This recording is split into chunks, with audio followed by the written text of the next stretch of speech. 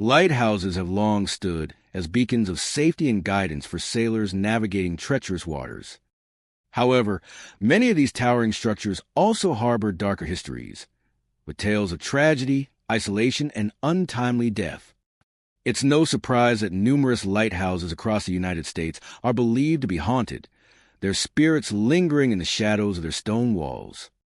Join us as we delve into the eerie tales of the 25 most haunted lighthouses in the U.S., with a line between history and the supernatural blurs. Standing tall against the Atlantic coastline, the St. Augustine Lighthouse in Florida has guided ships safely through turbulent waters for nearly a century and a half. Built in 1874, it has witnessed countless storms, shipwrecks, and the relentless passage of time.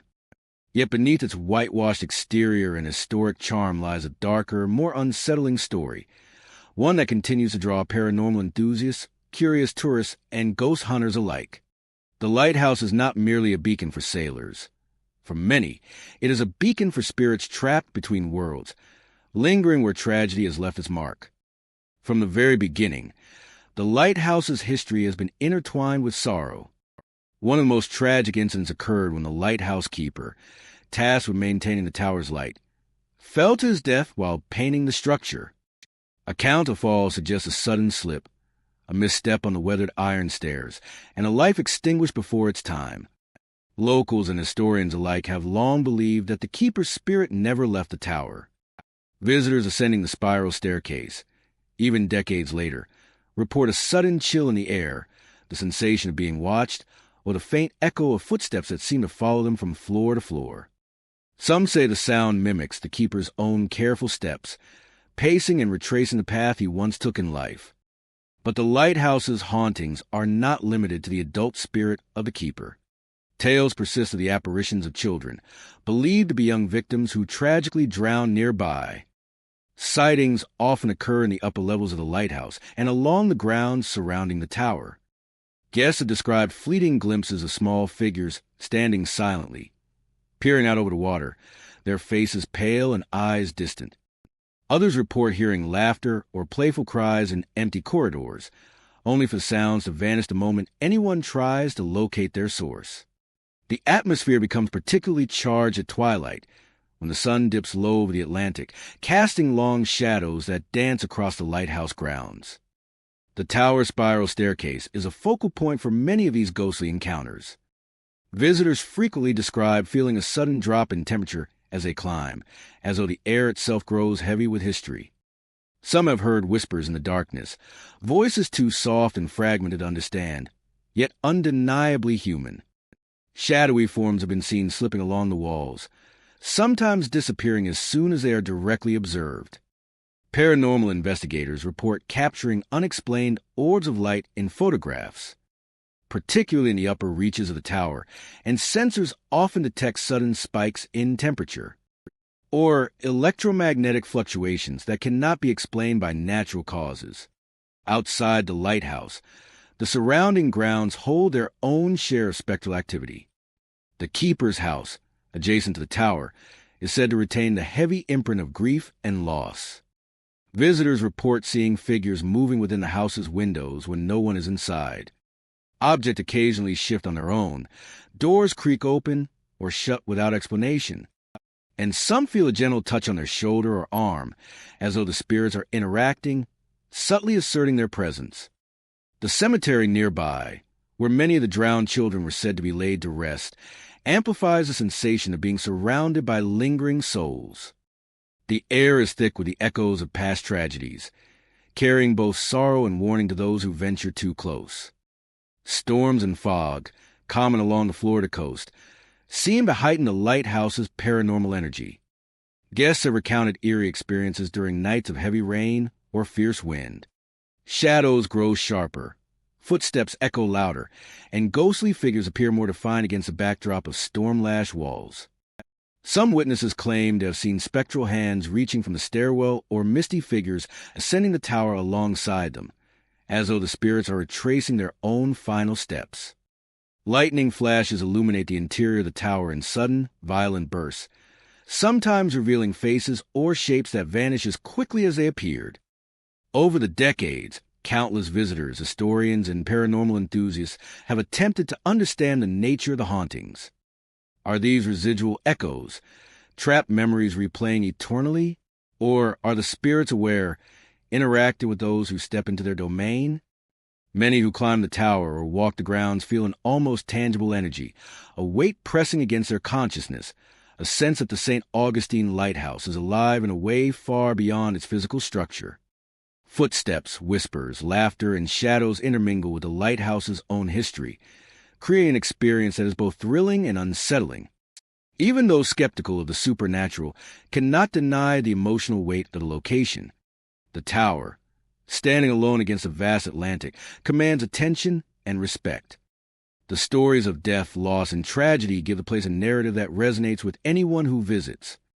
Paranormal tours, guided by historians and ghost experts, recount the keeper's fall, the drowned children, and countless unexplainable phenomena, offering visitors a glimpse into shadows that dwell behind the lighthouse's walls. These tours, blending history with legend, highlight the powerful connection between the physical structure and the lingering memories of those who perished. For some, the lighthouse is a sight of mourning. For others, a sight of wonder tinged with fear.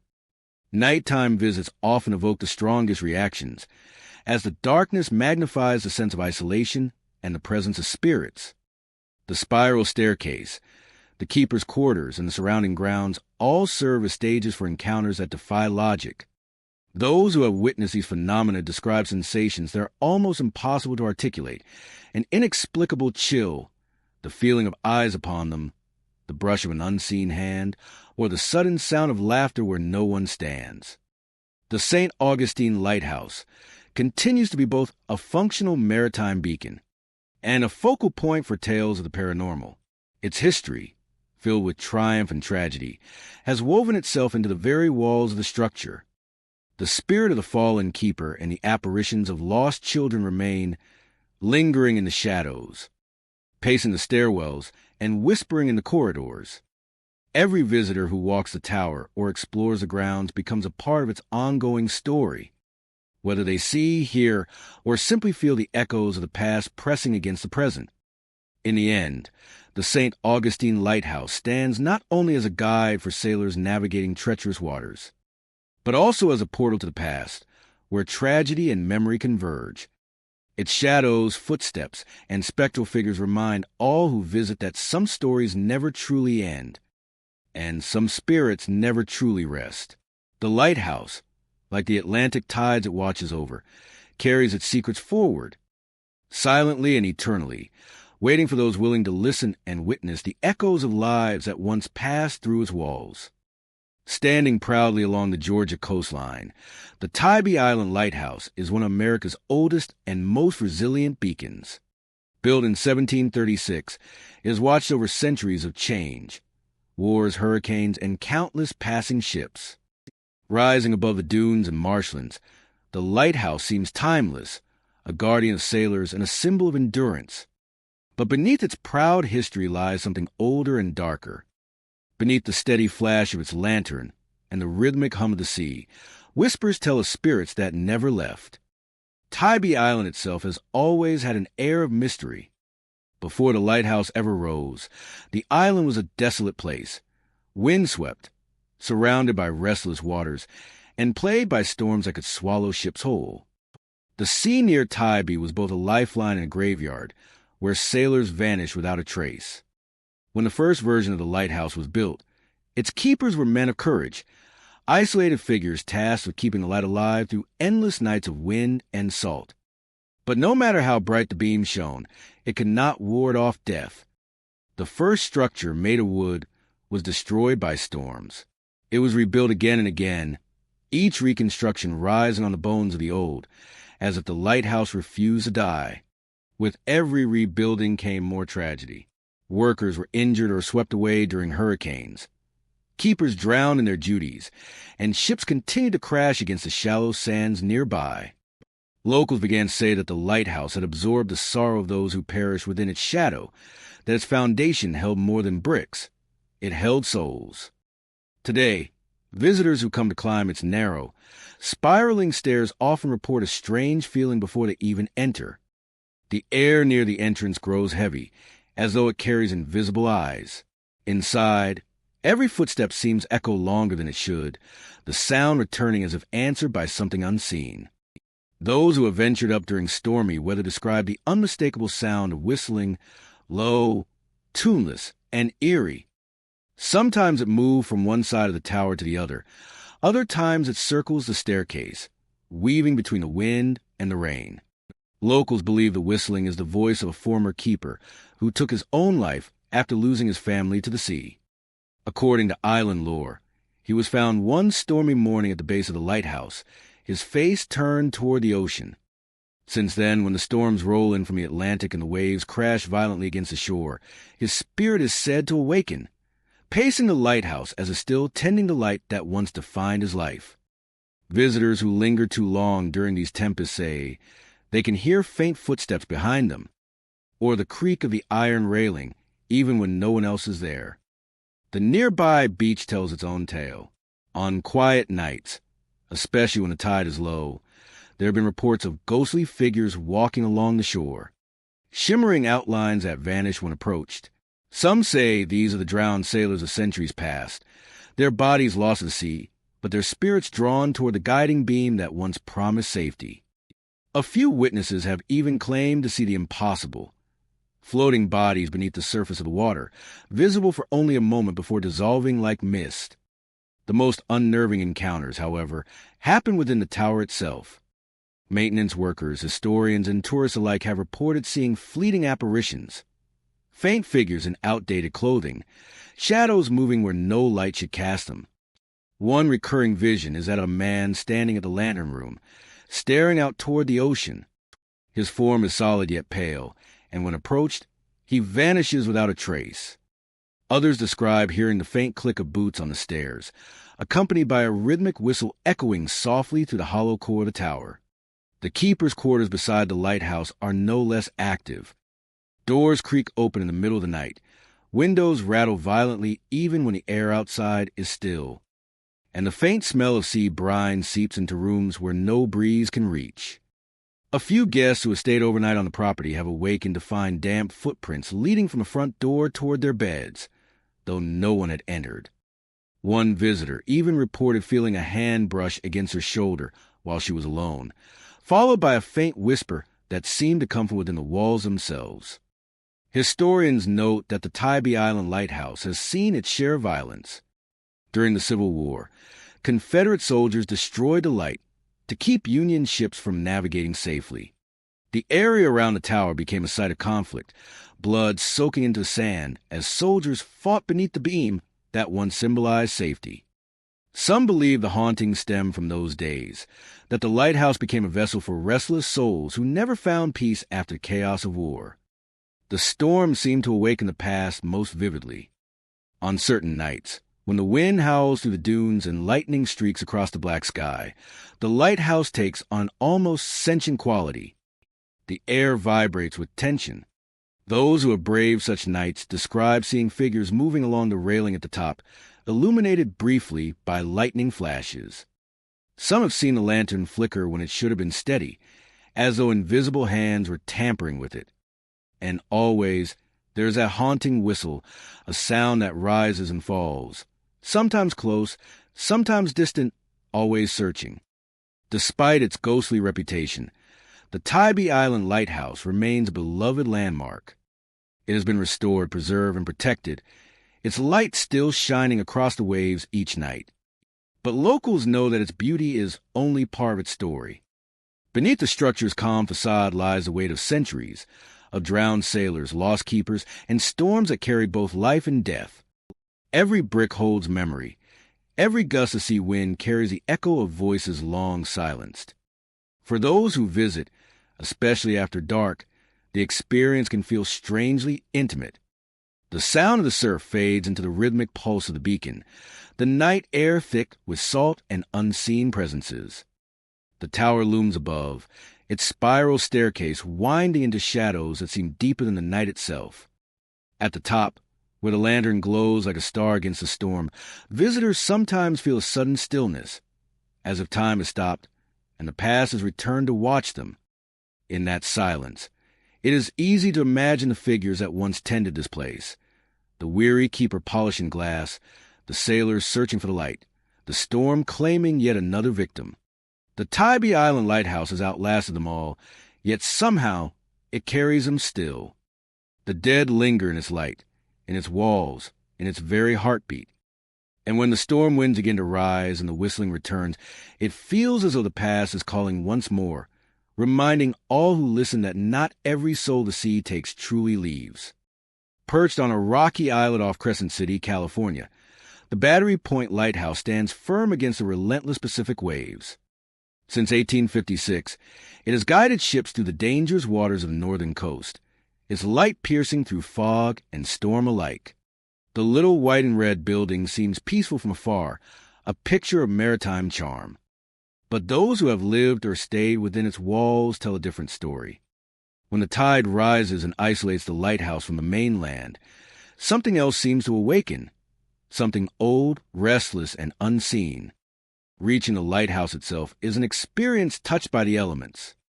Accessible only at low tide by a narrow land bridge, visitors must watch the ocean carefully. As the tide returns, the sea cuts the lighthouse off completely, surrounding it in solitude. Many say this isolation carries a strange weight, as if the island remembers too much. During quiet nights, when the waves crash against the rocks and the foghorn moans across the bay, that sense of loneliness becomes almost alive. It's in those hours that the lighthouse's ghosts are said to make themselves known. Battery Point has had its share of tragedy and hardship. Lighthouse keeping, especially in the 19th century, was grueling. Long hours, isolation, and exposure to storms that could tear ships apart just offshore. Families who lived here had to be hardy. But even the strongest found themselves unnerved by strange happenings that began soon after the light was first lit. One of the earliest keepers recorded hearing footsteps in the tower long after everyone else had gone to bed. He would rise from his chair, lantern in hand, climb the winding stairs, and find nothing waiting for him but the hollow sound of the sea outside. Yet the footsteps persisted, measured, deliberate, and always one flight ahead of him. When he stopped climbing, the steps stopped too. When he resumed, they began again. Eventually, he refused to ascend the tower alone at night. In 1879, the lighthouse was nearly lost to fire. The blaze spread quickly, consuming much of the living quarters before it could be brought under control. Several people were trapped inside, and not all escaped alive. The charred smell lingered for weeks after, and some say it never truly left. Those who stay overnight sometimes awaken to the faint scent of smoke drifting through the halls, just enough to make a heart quicken. The rooms that burn the worst are said to be the most active. Doors are closed by themselves, and lamps flicker even when the weather outside is calm. Caretakers over the decades have reported objects moving on their own, particularly shoes. One recurring story tells of sea boots that clomp up the wooden stairs as though their owner were invisible. More than one caretaker has witnessed this phenomenon firsthand. Heavy, salt-stained boots slowly ascending the staircase, each step creaking under an unseen weight. By the time anyone dares to investigate, the boots stand motionless, neatly side by side, as if nothing had happened. Another well-known tale involves an old pair of slippers that belonged to a former keeper's wife. They were kept as a memento after her death, stored near her favorite chair in the sitting room. According to visitors, the slippers sometimes slide across the floor, stopping beside the chair as though she has returned to her evening routine. Some have even seen faint impressions appear inside them, like invisible feet settling into familiar comfort. One caretaker in the 1950s described a night when the sea raged so violently that the windows rattled and the entire building seemed to tremble. He had gone to secure the lantern room when he felt a cold hand grip his shoulder. Turning around, he found no one there. Moments later, the lantern room door swung open on its own, letting in a gust of cold air that extinguished his light. The man would later say he didn't think the ghost meant harm. it felt more like a warning. Seconds later, a massive wave struck the base of the lighthouse, nearly breaching the foundation. He believed, until his dying day, that the spirit had saved his life. Others haven't felt such kindness. Some visitors describe an oppressive presence in the stairwell, as if something unseen watches him climb, following just behind. A few have been brushed by what felt like fabric, soft and cold, though no one else was near. Late at night, the sound of a man humming an old sea shanty sometimes drifts through the rooms, echoing faintly above the wind. Those who have stayed during heavy fog speak of shadows moving past the windows. Tall, human-like shapes pacing along the rocks outside, even when the tide makes it impossible for anyone to reach the island. The sound of boots crunching on gravel is unmistakable, yet when the fog lifts, no footprints remain. Battery Point's ghosts are not all tragic. Some seem to go about their business, as if still tending to the light. The faint scrape of a chair being pulled out, the clink of glass on wood, the shuffle of papers, all sounds that were common in the lighthouse's heyday still echo through the walls. Modern caretakers often joke that they share their quarters with the keepers who came before them, though their smiles never last long.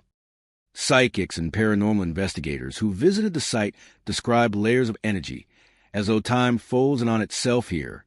Some claim the spirits are not tied to the tragedy of the fire alone, but to the endless cycle of isolation, the feeling of being cut off from the world by the sea. The island's loneliness, they say, breeds echoes of the past that never fade. On stormy nights, the haunting grows stronger. Windows rattle.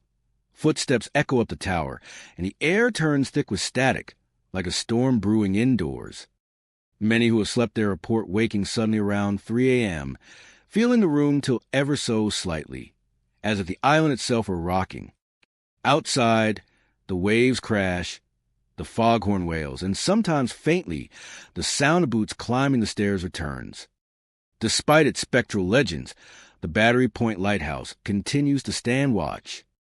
Its light still cuts through the darkness, guiding ships safely home just as it has for generations. Yet for all its beauty and resilience, it remains a place where the line between the living and the dead feels unusually thin. Visitors who linger too long often leave with the same uneasy feeling, that someone, somewhere within those narrow halls, is still keeping watch beside them. When the tide rises and the lighthouse becomes an island once more, the sea swallows every sound but the waves and the wind. The living retreat to shore, and the dead, it seems, resume their silent patrol. The slippers, the boots, the whisper of unseen feet.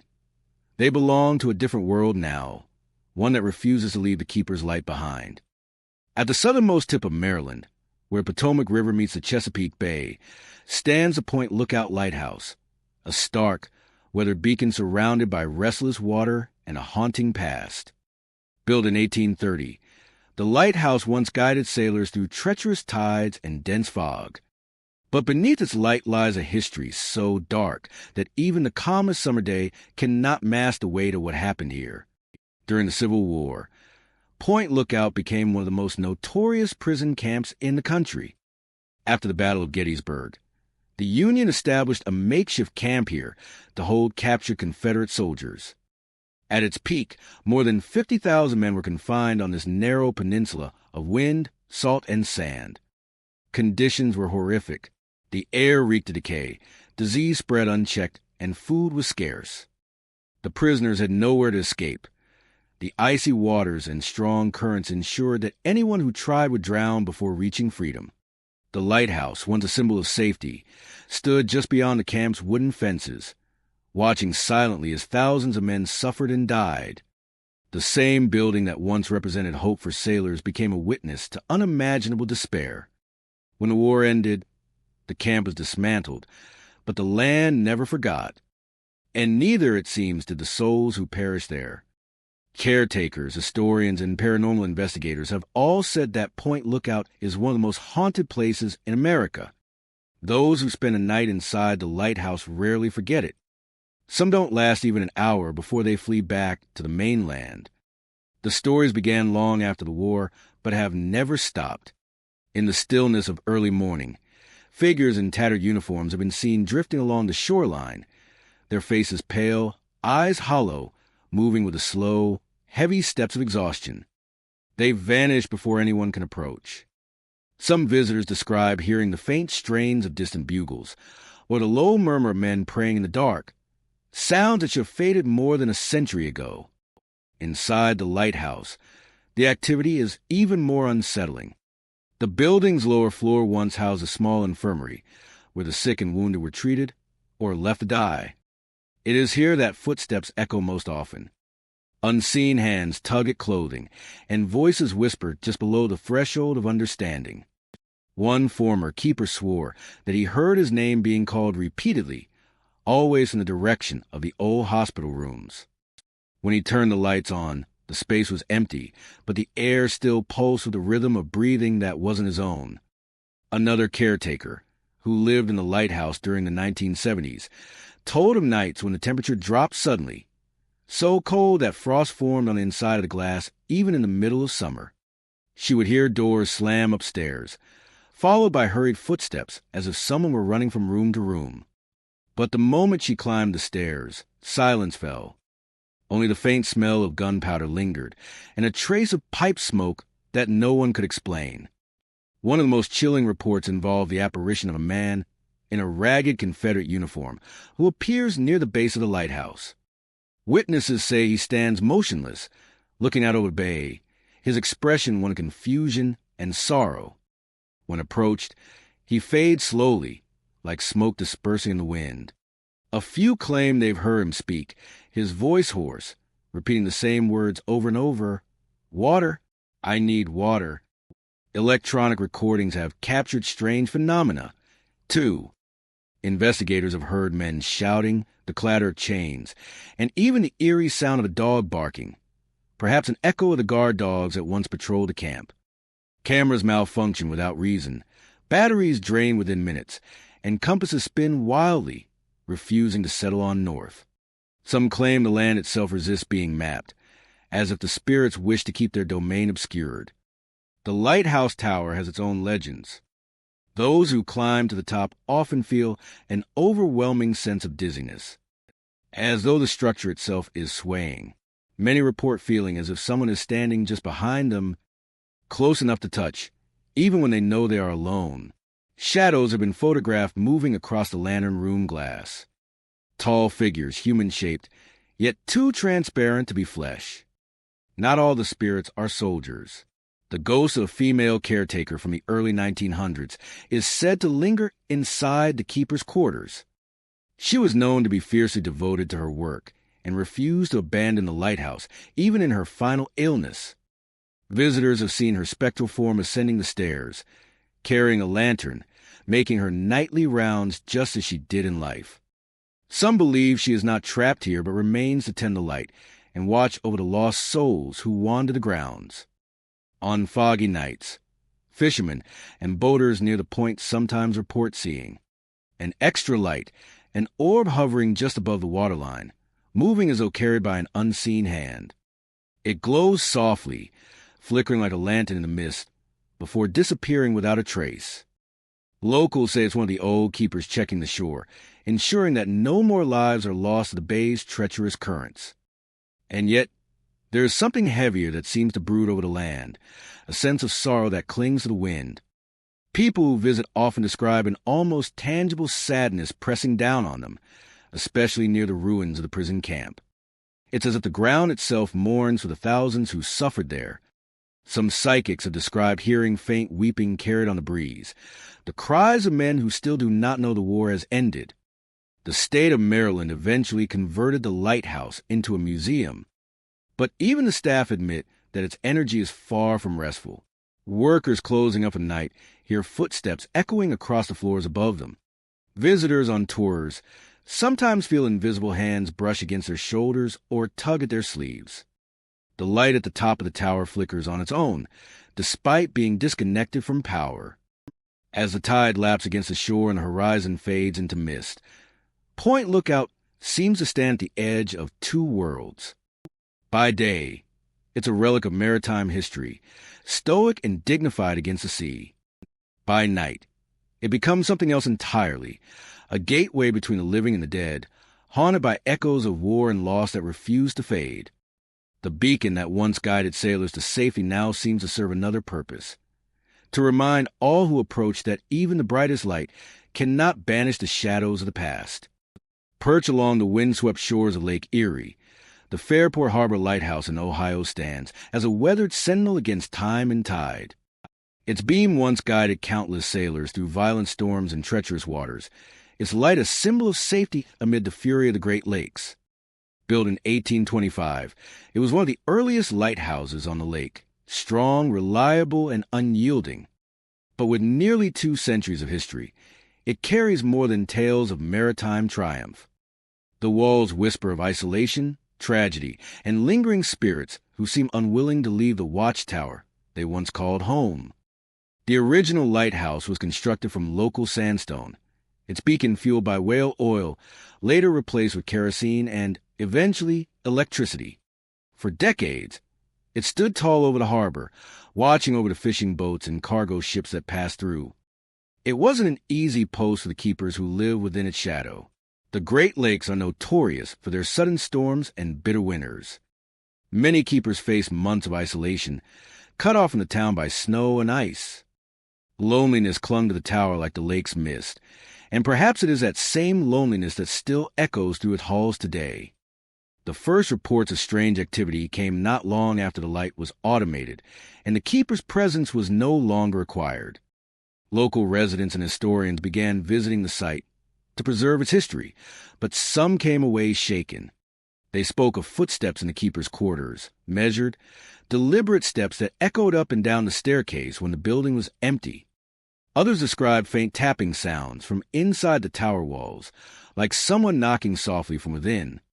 When investigated, no one was there, yet the air remained charged, heavy with the sense of unseen eyes watching.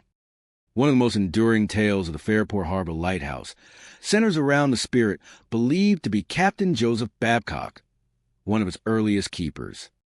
Babcock lived in the lighthouse for years with his wife and their children, dedicating his life to the safety of those on the lake. But tragedy struck when his wife fell ill and died within the keeper's residence. The captain was never the same afterward. He continued to tend the light faithfully, but those who visited noticed that his spirit seemed dimmed, his once proud posture slumped with grief. After his death, it said that strange phenomena began almost immediately. Doors opening on their own, the scent of pipe smoke drifting through empty rooms, and the soft creak of floorboards under unseen feet. Some believe that it is Babcock himself who still walks the halls, performing his eternal duties. Others say his wife's spirit remains, her love and sorrow bound forever to home where she lived and died. Visitors report cold spots in the bedroom she once occupied, sudden, icy chills that linger even on the warmest summer days. Paranormal investigators have captured unexplained whispers, faint sighs, and even a woman's soft voice humming an old tune no one recognizes. In the tower, where the great spiral staircase winds upward toward the beacon, there's an unmistakable feeling of presence. Tourists often report feeling uneasy as they ascend, as if someone follows close behind them. A few have even claimed to see a figure at the top of the stairs, a shadowy outline that vanishes when approached. Some describe it as a man in a keeper's coat, lantern in hand, staring out over the lake as though still waiting for a ship that never came home. The keeper's quarters, now part of the Fairport Harbor Marine Museum, hold their own mysteries. Objects move without explanation, small items like books, pens, or tools that vanish and later reappear in strange places. Volunteers working late sometimes hear faint whispers or the distant echo of boots walking across the wooden floors. The temperature drops sharply in certain rooms, often without any natural cause. One caretaker recalled the sound of laughter coming from upstairs when she was locking up for the night. Believing a guest had been left behind, she went to check, but the rooms were empty and the laughter stopped the moment she opened the door. The lighthouse also has a peculiar story involving its mascot, the ghost cat. Over the years, visitors have reported feeling something brush against their legs or hearing the soft sound of purring near the base of the tower. When they look down, there's nothing there. Old records show that a cat once lived at the lighthouse with one of the keepers, serving as a loyal companion in the long, lonely winters. When the cat died, the keeper buried it on the property. Many now believe that the animal spirit lingers, offering silent comfort to those who still tend the light. Weather adds to the lighthouse's eerie reputation. During storms, some have seen lights flicker within the tower even though the beacon is now deactivated. Locals claim the glow appears just before particularly violent weather, perhaps the ghostly hand of a keeper still warning sailors, even in death. Others have seen figures walking along the shoreline during foggy nights, only for them to dissolve into mist when approached. The sound of distant whistling, carried on the wind, has been reported so many times that locals simply call it the keeper's call. In 1925, a new lighthouse replaced the original, and the old structure fell into disrepair for decades before being restored as a museum. Yet despite its transformation into a historical site, the hauntings never ceased. Even professional contractors who worked on the building reported odd experiences. Tools disappearing, lights flickering, and an overwhelming sense of being watched while working alone. One worker, a skeptic by nature, swore that he felt someone gently rest a hand on his shoulder one afternoon. When he turned, no one was there. The air smelled faintly of tobacco and sea salt. Fairport Harbor's lighthouse has stood through countless storms, both natural and human. It has witnessed shipwrecks, rescues, and the daily struggles of those who kept the light burning. It's no wonder, then, that something of their presence remains. The lake itself seems a cradle to pass, the waves carrying whispers from a time when the light meant survival. Today, visitors can tour the old keeper's quarters and climb the spiral stairs, gazing out across Lake Erie just as the keepers once did. Some come for the history, others come hoping for a glimpse of the unknown. They leave with stories of shadows that move when no one is near, of unseen footsteps echoing on the stairs, of a chill that creeps up the spine even under the summer sun. And as the wind sighs through the cracks of the old sandstone walls, the Fairport Harbor Lighthouse stands watch still, a monument to the past, and perhaps a gathering place of those who never truly left their post. Its light may have gone dark, but its spirits continue to shine, keeping silent vigil over the waters that claimed so many lives and memories long ago. On the rocky coast of Maine, where the Atlantic crashes endlessly against dark cliffs and gulls cry into the wind, stand the Owl's Head Lighthouse, a stoic sentinel overlooking Penobscot Bay. Built in 1825, it has guided countless mariners through the region's treacherous waters, its light-piercing fog and storm alike. But beyond its practical purpose, the lighthouse holds a reputation far deeper, steeped in mystery and ghostly lore. For generations, locals and visitors alike have whispered about the spectral woman in white said to appear near the tower, her form drifting through the mist like a memory that refuses to fade. The name Owl's Head comes from the shape of the promontory itself, a cliff said to resemble the profile of an owl when viewed from the sea. Fittingly, the place has always had a watchful quality. Even on calm days, the wind seems to hum through the rocks, and the ocean below murmurs like a restless spirit. For the lighthouse keepers who once lived there, isolation was both companion and curse. Winters were brutal, the storms violent. The keeper's family would sometimes be snowed in for weeks. The only sound the wail of the wind and the rhythmic toll of the sea. One of the earliest legends tied to Owl's Head speaks of a storm that nearly destroyed everything. A blizzard had rolled in off the Atlantic one frigid night in the 1850s, covering the land in white and sealing the lighthouse from the world. The keeper at the time, his wife, and their small daughter huddled inside the tiny keeper's house as the wind howled outside. The waves struck the cliff so violently that the entire structure trembled. By morning, the storm had eased, but tragedy had already found them. The keeper's wife was discovered at the foot of the tower, frozen and still, her lantern extinguished beside her. Some say she had gone out to check on the light during the height of the storm, determined to keep it burning no matter the cost. Since that night, her spirit has never seemed to leave. Locals tell of a woman in white, her outline soft and pale, seen wandering near the tower's base during foggy evenings. Fishermen returning to port have claimed to glimpse her standing on the cliff's edge, her hair flowing in the sea wind, eyes turned toward the horizon as though waiting for someone who never came home. Those who have seen her say there's nothing frightening about her presence, only a deep sadness, a longing that seeps in the air like mist. The lighthouse itself, with its squat, cylindrical tower and attached keeper's cottage, seems to hold her memory within its walls. Visitors describe sudden cold drafts moving through rooms, even when every door and window is closed. Objects shift from place to place, and sometimes the faint smell of sea roses, her favorite flowers, fills the air without warning. On especially still nights, footsteps can be heard climbing the tower stairs. Yet when anyone goes to look, the stairwell is empty, save for the echo of the sea below. One story often retold by locals involves a keeper's dog from decades ago. The animal was known for being fiercely loyal, always alert and protective. Late one night, the dog began barking furiously toward the door, its hackles raised. The keeper, thinking perhaps a traveler had come up the icy path, went to open it. When he did, there was no one there, just a swirling fog. But the dog continued to stare, tail wagging now, as if seeing someone invisible who had just entered.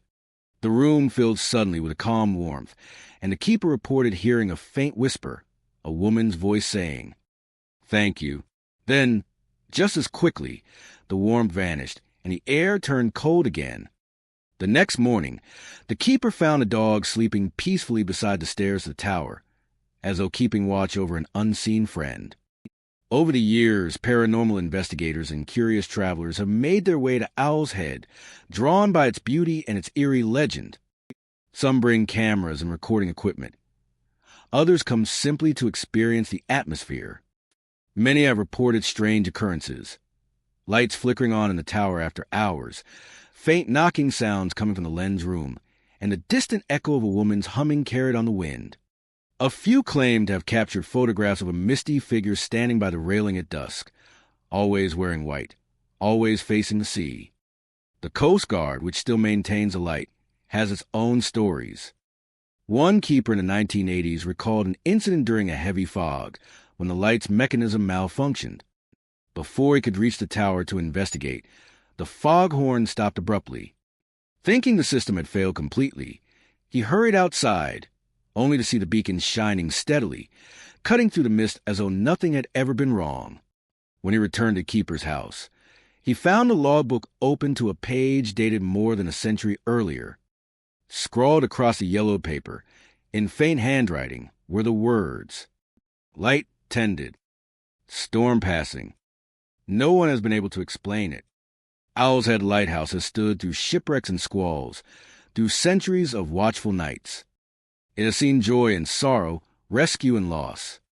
Perhaps it is that deep emotional history, the human connection to the light, that anchors the spirits here. The woman in white, believed to be the keeper's wife who perished long ago, is not the only presence felt.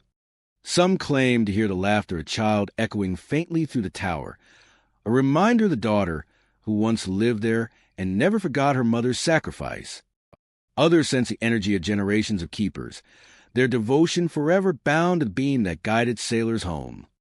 Even now, the lighthouse remains active, its light sweeping across the bay each night as it has for nearly 2 centuries. Visitors often pause at the cliff's edge, watching the beam flash rhythmically across the water. If the fog rolls in and the world grows quiet, they might catch a glimpse of her, the woman in white, walking gracefully near the tower, her form half hidden by mist. Some say she turns her head as if to look back, her eyes calm, almost grateful, before she fades into the fog. At Owl's Head, time seems a blur. The past is not gone. It breathes in every gust of sea air, in every echoing step along the tower stairs. And as long as the lighthouse stands, its light reaching into the dark, perhaps she will remain, a silent guardian of the coast, and a reminder that love and duty can linger long after life itself has passed away. Perched at the mouth of Michigan's White River, where it meets the icy waters of Lake Michigan, the White River Light Station has guided sailors safely through treacherous sandbars and shifting currents since its construction in 1876. Its brick tower, standing resolute against the relentless winds, has witnessed storms, shipwrecks, and the daily lives of those who tended its beacon. But beyond its maritime legacy, the lighthouse is steeped in tales of the unexplained, whispers of spirits, fleeting apparitions, and a presence that seems to linger long after the keepers are gone. From the earliest days, life at the White River Light Station was not for the faint of heart. Keepers and their families endured long winters, heavy snows, and the isolation that comes with being cut off from towns by miles of rough shoreline. The lake is merciless, especially in winter when ice packs and violent storms make travel nearly impossible. Many keepers reported a persistent loneliness, a weight that seemed to press down upon the lighthouse itself. Some say it is this emotional residue that fuels much of the supernatural activity that visitors experience today. The keeper's quarters, a brick building attached to the tower, is at the center of most reports. Those who have spent nights there speak of sudden drops in temperature, as though the warmth of life itself is being siphoned from the air. Doors open and close without warning, and footsteps echo through the hallways even when the building is empty. One longtime volunteer recounted arriving for an early morning inspection, only to hear the unmistakable sound of someone climbing the stairs above. When she called out, no answer came, and upon investigation, every room was empty, yet she felt a distinct presence. Like someone was standing just behind her, watching. Apparitions are reported frequently, both inside the lighthouse and along the surrounding shoreline. Visitors have described seeing a tall, shadowy figure pacing near the base of the tower at dusk. Some say it is a former keeper, still tending to the light, unable to leave his post even in death. Others have seen a woman in period clothing moving silently along the edge of the river, her gaze fixed on the waters where ships once passed. Photographs occasionally capture these figures as faint blurs or misty shapes, leading many to believe that the lighthouse itself preserves the memories of those who lived and worked there. The lighthouse has witnessed tragedy, which may explain some of the restless energy. Shipwrecks were common along the White River's mouth, and keepers often risked their lives to rescue sailors during storms. There are stories of men who never returned from the lake, their fates swallowed by the cold, merciless waters. Some say that the cries of those lost can still be heard on stormy nights. Carried inland by the wind, a mournful chorus that blends with the sound of crashing waves. Visitors have reported hearing distant, desperate voices calling for help, only to find themselves alone on the sand, with nothing to account for the sounds except the wind and their imagination. Inside the tower, the spiral staircase has its own reputation. Those who climb to the lantern room often report an oppressive sense of being watched. Some have heard the soft scrape of footsteps above theirs, despite the fact that the stairs are empty. The glass-enclosed lantern at the top seems to pulse with energy, and on rare occasions, a faint light glows within even when the beacon is deactivated. Paranormal investigators suggest that the light may be a manifestation of the keeper's lingering devotion, a spectral vigil continuing long after their earthly duties ended. One of the most persistent legends involves a small child spirit. Some visitors claim to hear laughter or the patter of tiny feet in the quarters, often accompanied by the faint scent of flowers. Others report seeing a small figure in period clothing standing near the windows, staring out at the river as though waiting for someone. Some speculate that the child may be the offspring of a former keeper, lost to illness or accident, whose presence remains tethered to the lighthouse as a reminder of a life that was cut short. The lighthouse grounds themselves are not exempt from activity. On foggy nights, lights are sometimes seen flickering along the shoreline, moving as though someone is carrying lanterns back and forth. Hikers and explorers report sudden chills, a brush of invisible hands, or the unmistakable sensation of being followed.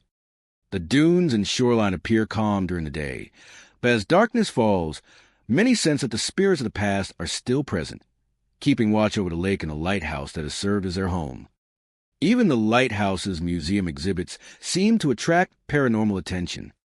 Artifacts from the keepers' daily lives, oil lamps, journals, and tools, sometimes shift from their original positions. Some visitors swear they felt the weight of an invisible hand on a shoulder, guiding or warning them as they move through the displays. Others hear whispers of old instructions, reminders to tend the light, repeated as if echoing from another time.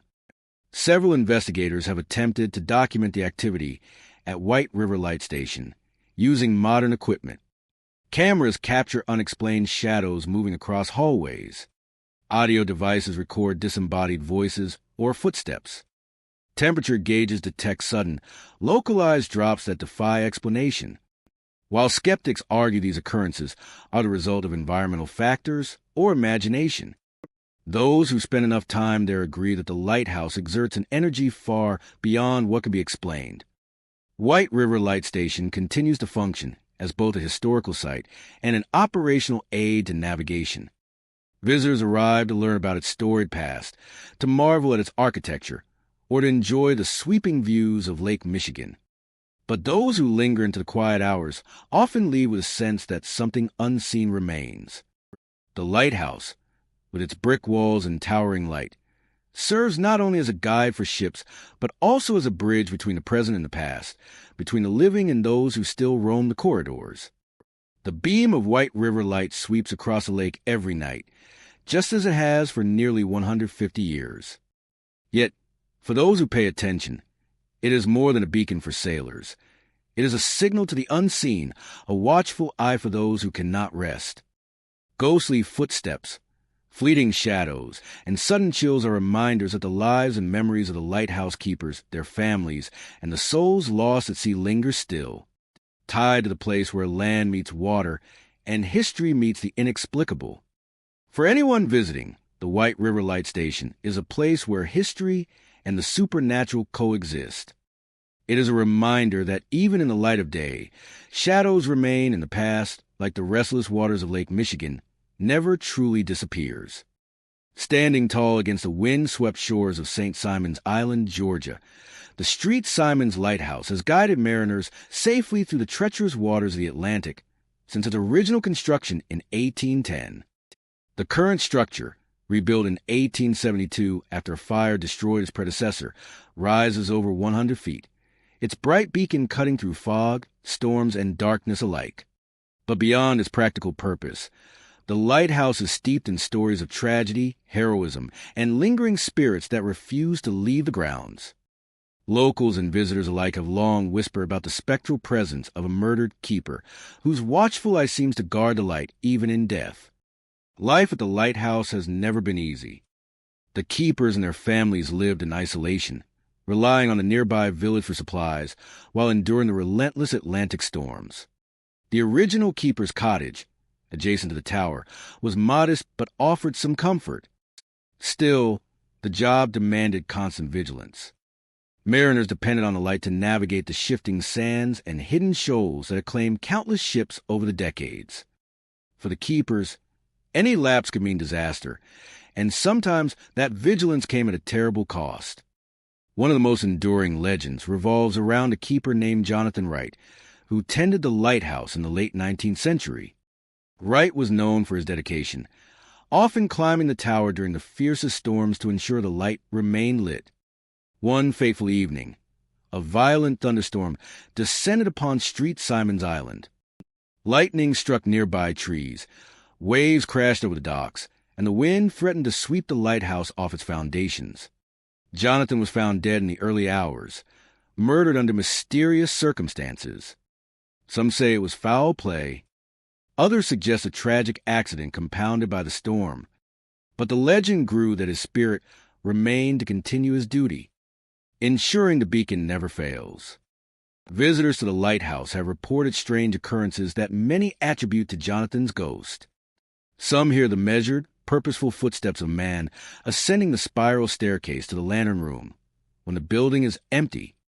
Others feel the brush of a cold hand on their shoulder as they approach the keeper's quarters. Occasionally, a lantern light is seen glowing in the tower at night, though the lamp has been extinguished for decades. Paranormal investigators suggest that these manifestations are the spirit of the murdered keeper, continuing his eternal watch over the waters he once protected. Inside the keeper's quarters, the air itself seems to hold memories. Cold spots appear without warning, often in corners or near old furniture. Guests have reported hearing whispered warnings, soft instructions that echo faintly like a disembodied voice guiding them. One visitor recounted hearing a faint, commanding voice telling them to stay alert as they explored the tower during a late-night visit. When they turned, the room was empty, yet the feeling of being observed lingered for hours afterward. The spiral staircase, a winding ribbon of iron and wood leading up to the lantern room, is particularly active according to witnesses. Many report feeling a heavy presence as they ascend, a sensation that someone is pacing just behind them. A few visitors claim to have glimpsed a figure through the narrow openings of the stairs, a man in a period keeper's uniform, ghostly pale, ascending with deliberate, unhurried steps. It is said that this apparition appears most often during storms, as though Jonathan's spirit remains most vigilant when the ocean is most dangerous. Outside, the lighthouse grounds carry their own spectral stories. During foggy nights, some have seen a shadowy figure moving near the perimeter fence, silently patrolling the area. Others hear the distant sound of waves crashing and boards creaking, though the tide is calm and the lighthouse is locked tight. It is as though the past has not left the site, and the duties of the keepers are still observed by unseen eyes. Local fishermen have occasionally reported a faint light moving along the shoreline, guiding them safely into the harbor when storms approach. Many believe this to be the ghostly continuation of Jonathan Wright's watch, protecting sailors as he did in life. The lighthouse itself has been restored multiple times over the years, yet even modern renovations cannot erase the sense of history or the lingering presence felt by visitors. In the museum area, artifacts from past keepers, oil lamps, logbooks, and lanterns seem to attract attention from unseen forces. Objects sometimes shift position, and temperature fluctuations are reported near these items. Several paranormal investigations have recorded unexplained shadows, whispers, and even faint footsteps in rooms long closed to the public. Some tales involve more than just footsteps and apparitions. There are stories of cold, gusty winds that sweep through the tower even when doors are tightly closed, carrying the faint scent of salt and tobacco, a combination said to have been favored by the old keeper. Others speak of hearing commands bark from an invisible presence, instructing visitors to mind the light or warning of unseen dangers. Those who respect the history and walk carefully often leave with only a shiver, while those who ignore the lingering aura sometimes report disorientation, sudden chills, or a sense of urgency to leave. Despite the ghostly tales, the Street Simon's Lighthouse continues its vital function as a navigational aid. Its beam reaches far into the Atlantic, guiding ships safely past sandbars and into the harbor. The combination of operational activity and lingering history gives the lighthouse a unique energy, blending the living duty of the light with the spectral vigilance of those who came before. To many, it is a place where time blurs, and the boundary between the past and present grows thin. Visitors to St. Simon's Island often pause at the lighthouse, staring out over the Atlantic as the sun dips below the horizon. In the quiet moments, when the wind dies down and the waves soften, they may catch the faint sound of footsteps on the spiral stairs, the glow of an unseen lantern, or the shadow of a man in a keeper's coat watching the waters. It is as though the lighthouse itself remembers, remembering those who tended it faithfully, those who died for their duty, and those whose spirits remain to ensure the light never falters. The Street Simon's Lighthouse is more than a guide for ships. It is a monument of vigilance, sacrifice, and the unseen forces that linger in places of great history and emotion. The spirit of the murdered keeper stands watch still, a silent guardian of the coast, ensuring that his duty continues long after his life ended. A reminder that some guardians never leave their post. Perched atop the rugged cliffs of Oregon's central coast, Heseta Head Lighthouse has stood sentinel over the roaring Pacific Ocean since its completion in 1894.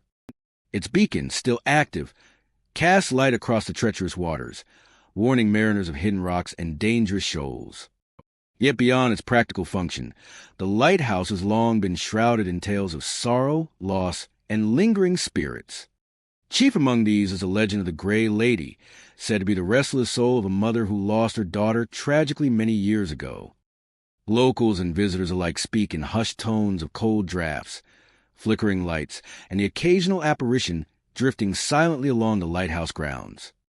The story of the Gray Lady is entwined with both personal tragedy and maritime lore. According to legend, the mother lost her child near the cliffs adjacent to the lighthouse, a victim of either a fall or a storm-driven accident, depending on the version. Consumed by grief, she is said to have wandered the cliffs and the lighthouse, searching endlessly for her daughter. Some versions claim she eventually died on the property herself, and that her spirit never left, forever bound to the lighthouse and the rocky shoreline where her child was lost. Witnesses report seeing a woman in a flowing gray gown standing at the edge of the cliffs, her gaze fixed on the churning waters below. She does not speak, nor does she move hastily. Her presence is mournful, almost contemplative, yet undeniably unsettling. Visitors to the lighthouse often describe sudden drops in temperature, especially near the keeper's quarters or along the cliffside trails.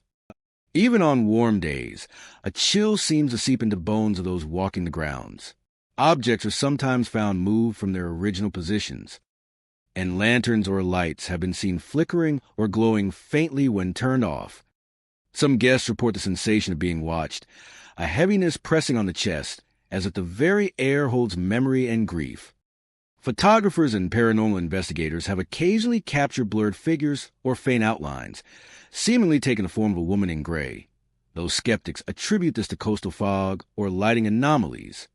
The lighthouse itself, with its towering white structure and attached keeper's residence, is an ideal stage for the Gray Lady's appearances.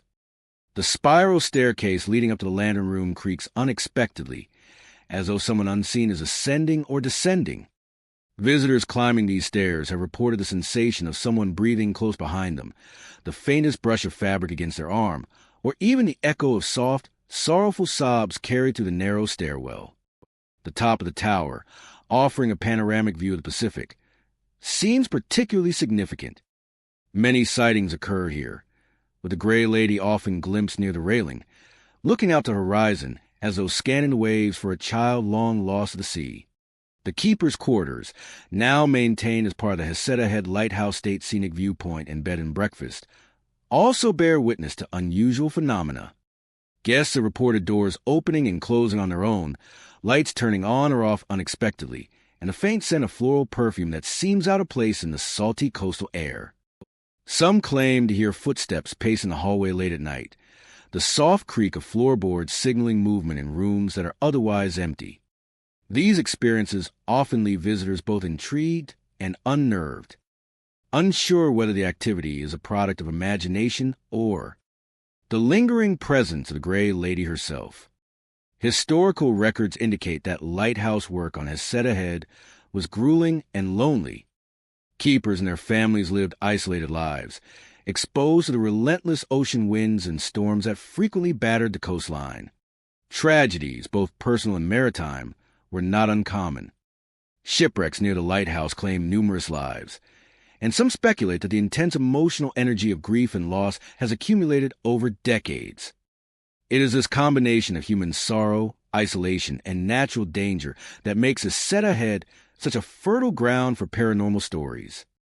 Beyond the lighthouse itself, the surrounding cliffs and trails are often included in accounts of the Gray Lady.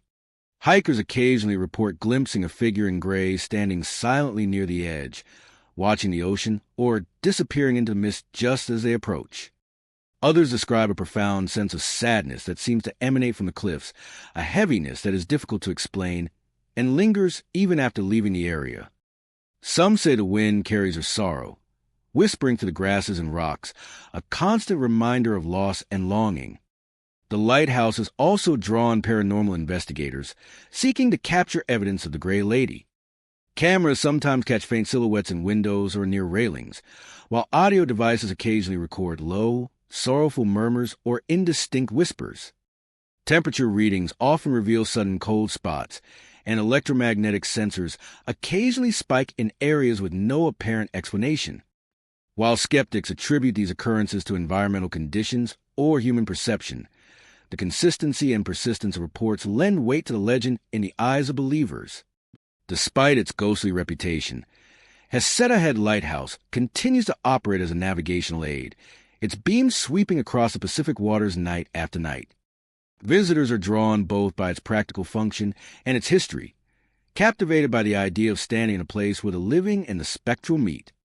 Many return year after year, hoping to catch a glimpse of the Gray Lady or simply feel the atmosphere of a lighthouse steeped in history, tragedy, and lingering emotion.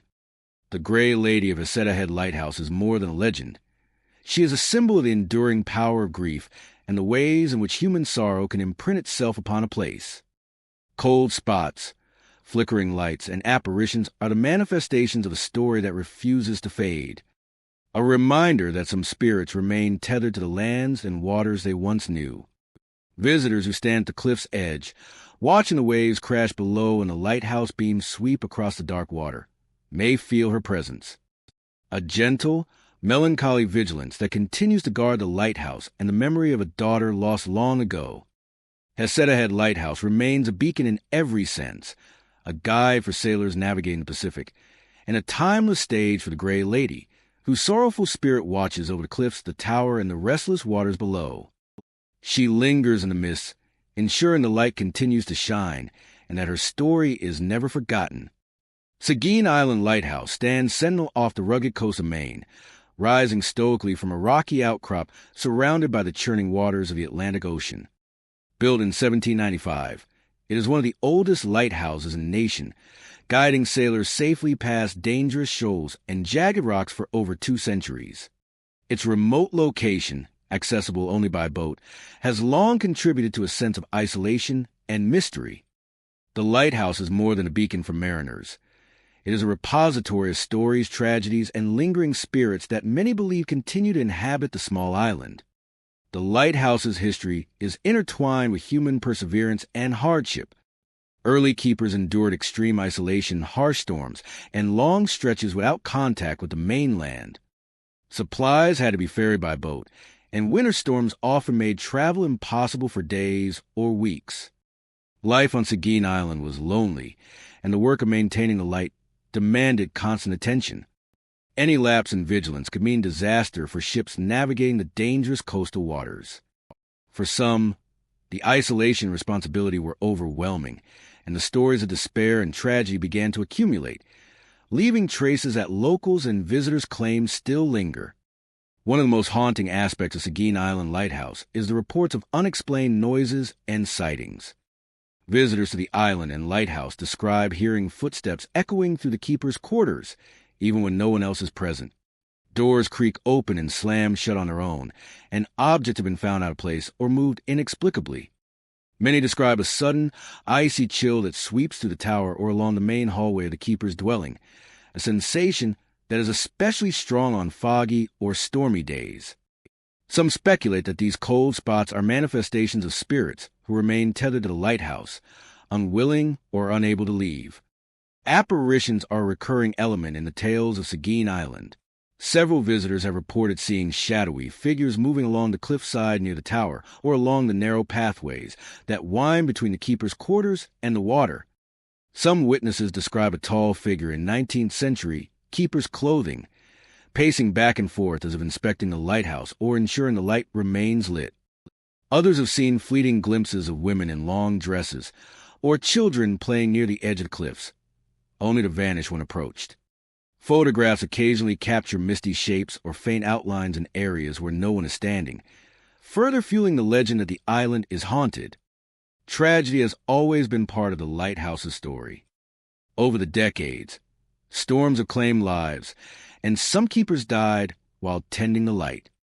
Shipwrecks were common, and many sailors lost their lives on the treacherous rocks that surround the island.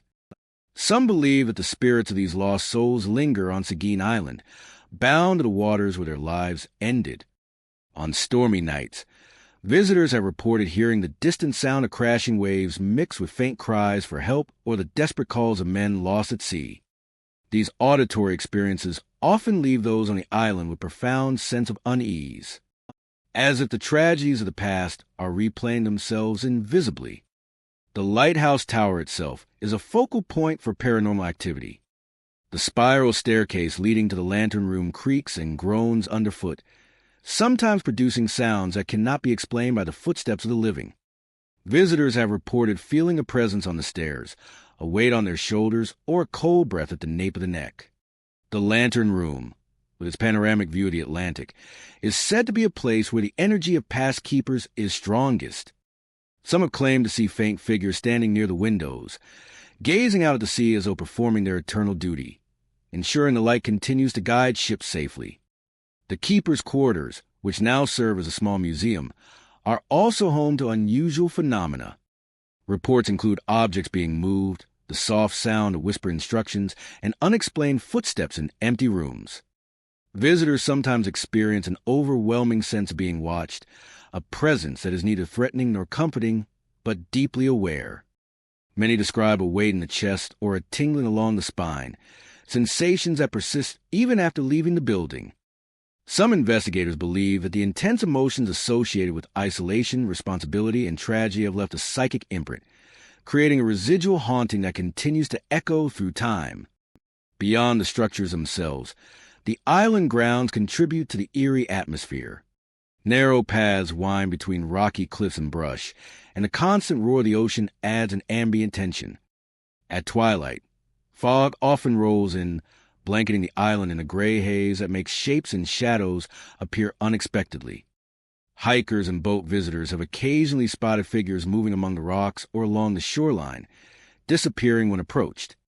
Even during calm days, many report a sense of unease, as the island is alive with the memories of those who once lived and worked there. Paranormal investigators who have spent extended time on Seguin Island have documented a variety of unexplained phenomena. Audio recordings have captured faint footsteps and low murmurs, while thermal imaging occasionally shows unexplainable heat signatures or figures moving through empty rooms. Some cameras have caught fleeting shadows that seem to move independently of any person present.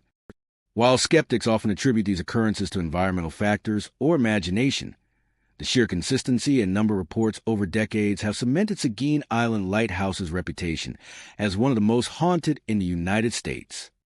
Despite its spectral reputation, Seguin Island Lighthouse continues to function as an active navigational aid. The light sweeps across the Atlantic nightly, ensuring the safety of mariners as it has for more than 2 centuries. Visitors are drawn both by its historical significance and its haunting stories, captivated by the idea of standing in a place where the living and the spectral coexist. The combination of isolation, natural beauty, and lingering tragedy creates an atmosphere that is both awe-inspiring and unsettling. Seguin Island Lighthouse is more than a navigational beacon. It is a monument to perseverance, loss, and memory. Ghostly footsteps, cold spots, and shadowy figures remind visitors that the lives and sacrifices of keepers, sailors, and those lost at sea remain woven into the island itself. Those who set foot on Seguin Island may leave with photographs, memories, and stories, but they also carry with them the sense that the past is never truly gone, that the lighthouse, with its beam cutting across the dark Atlantic, is watched over by spirits who refuse to be forgotten. Wood Island Lighthouse, perched off the rugged coast of Maine near the entrance to Casco Bay, is as picturesque as it is foreboding. Built in 1808 and rebuilt in 1896 after extensive renovations, the lighthouse has guided sailors safely through treacherous waters for over 2 centuries. But beyond its utilitarian purpose, Wood Island has a dark history that continues to ripple through the lighthouse's walls and the surrounding island, earning it a reputation as one of Maine's most haunted maritime sites. The legend begins with a tragic event, a murder-suicide that occurred shortly after the lighthouse was modernized at the close of the 19th century. Since that fateful night, numerous visitors, keepers, and historians have reported ghostly phenomena, screams echoing to the tower, footsteps in empty hallways, and moans that carry across the island in the dead of night.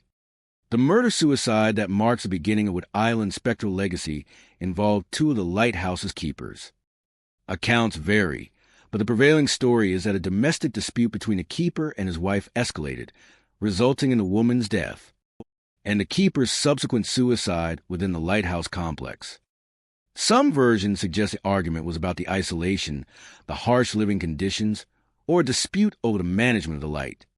Regardless of the cause, the tragedy left a permanent mark on the lighthouse.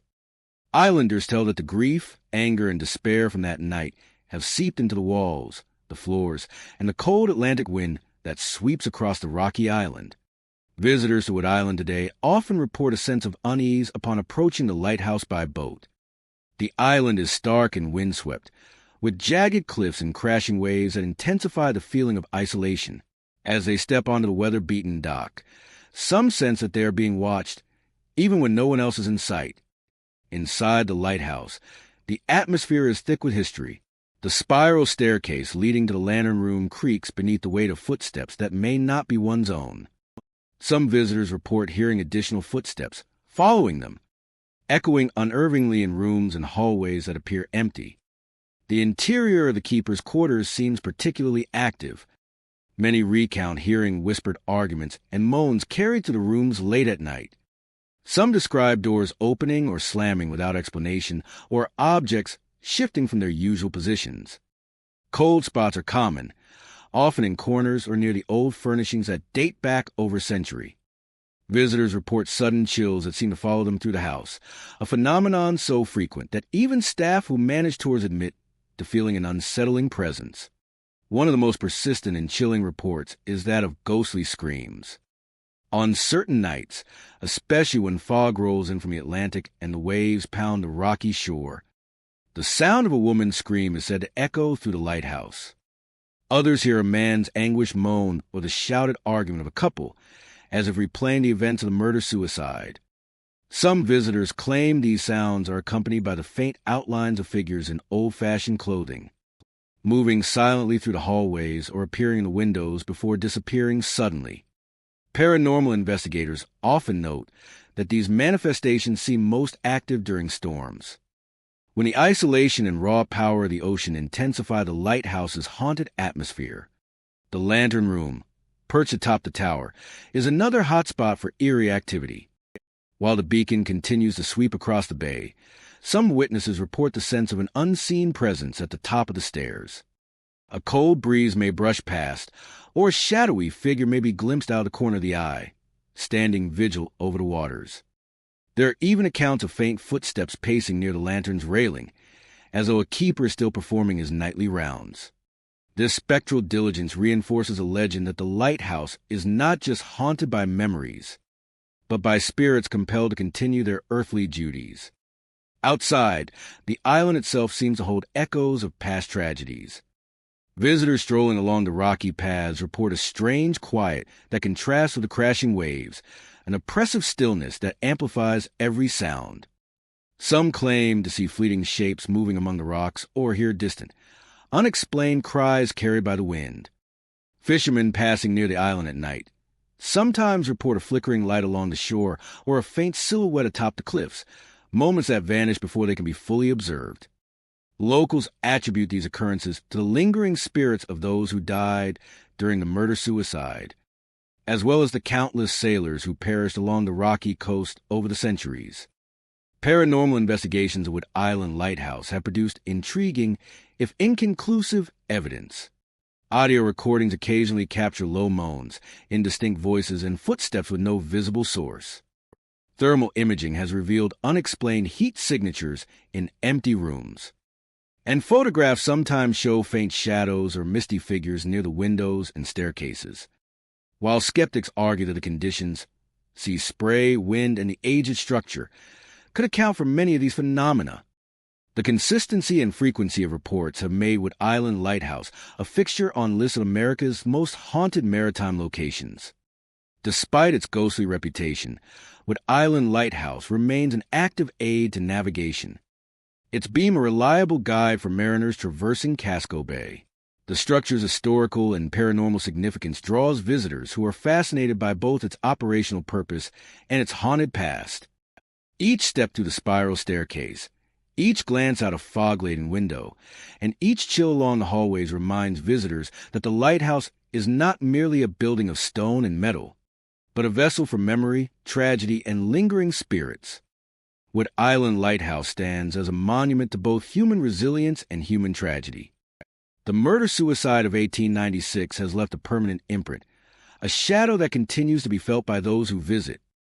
Ghostly footsteps, eerie moans, and apparitions of the past remind all who step foot on the island that some tragedies never fade, that some spirits continue their watch long after death, and that the ocean-bound Sentinel of Maine holds not only light for sailors, but echoes of sorrow that will never be extinguished. Point AUX Barks Lighthouse, standing at the tip of Michigan's Thumb region where Lake Huron meets the shoreline, has guided mariners safely for over a century. Built in 1848 and later updated, this historic lighthouse is not only a beacon for sailors navigating treacherous waters, but also a site steeped in legend and haunted lore. Its remote location, surrounded by sand dunes, jagged rocks, and the endless expanse of Lake Huron, lends an air of isolation and mystery. But what sets Point AUX Barks apart from other Great Lakes lighthouses is its spectral resident, Captain Joseph Willie Townsend. Since his death, many visitors have claimed encounters with his presence, reporting unexplained phenomena, eerie sounds, and the subtle but unmistakable scent of cigar smoke wafting through the air. Captain Townsend, a keeper of the lighthouse in the early 20th century, is said to have been a meticulous and dedicated man, devoted to ensuring that the light never faltered. His reputation as a steadfast keeper is interwoven with tragedy. While records do not reveal the exact circumstances, folklore suggests he died on or near the property, leaving behind a lingering presence that continues to care for the lighthouse. Visitors and staff alike claim that Captain Townsend has never truly left, and that his spirit watches over both the light and the people who venture onto the property. One of the most commonly reported signs of the captain's presence is the smell of cigar smoke. Though smoking inside the lighthouse was never permitted, and no one has ever been seen smoking there in modern times, many visitors describe the sudden, inexplicable scent of tobacco. It drifts through the keeper's quarters, the spiral staircase, or the observation room, lingering for only moments before fading into silence. The smell is often accompanied by other subtle indications, a shift in temperature, a faint creak of a floorboard, or the sensation of being watched, heightening the eerie atmosphere of the lighthouse. Footsteps are another recurring phenomenon associated with Captain Townsend.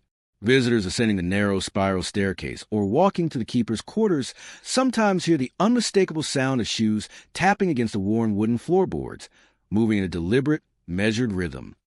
When they turn to investigate, no one is there. Some have described the footsteps pacing back and forth, as though someone is performing an invisible inspection, checking the lighthouse in the same careful way the captain might have done during his lifetime. The sound of footsteps seems particularly strong in the evening, or during storms, when the isolation and sound of the wind over the lake make the lighthouse feel alive, with unseen activity. Objects moving on their own are also frequently reported. Keys left on a table might disappear, only be found in another room. Chairs are sometimes tipped over without explanation, and lanterns or small tools seem to shift positions mysteriously. These movements are usually subtle but consistent, leading visitors and paranormal investigators to believe that the captain's spirit remains active, interacting with the living world in ways that are deliberate but not harmful. Some suggest that these actions are extensions of his meticulous personality, a continuation of his care for the lighthouse and its upkeep. The lighthouse tower itself is a focal point for paranormal experiences. The spiral staircase leading to the lantern room can feel oppressive, with a sense of presence pressing close to visitors as they climb. Some have reported fleeting glimpses of a shadowy figure at the top of the tower, standing vigil over the lake, its outline just visible against the light of the setting sun or the reflection of the lake at night. A soft tapping or brushing sound sometimes accompanies these appearances, as if someone is walking lightly along the narrow metal or wooden surfaces of the tower. The lantern room, with its sweeping views of Lake Huron, seems to amplify the ghostly energy, as if the captain continues to oversee the waters he once protected, ensuring the safety of sailors from beyond the grave. The keeper's quarters, now maintained as part of the historic site, are another hotspot. Visitors report doors opening and closing by themselves, lights flickering inexplicably, and sudden drops in temperature in specific areas. Some have experienced a heavy sensation, a kind of presence that is felt more than seen, pressing on the shoulders or following them through the hallways. These experiences are often accompanied by subtle auditory phenomena, a low murmur of voices, distant thumps, or the rustling of clothing in empty rooms. Guests have described the feeling that someone is carefully observing them, silently guiding or monitoring their actions, as though the lighthouse is still under the captain's watchful eye. Outside, the grounds surrounding Point AUX Lighthouse also carry an aura of the supernatural.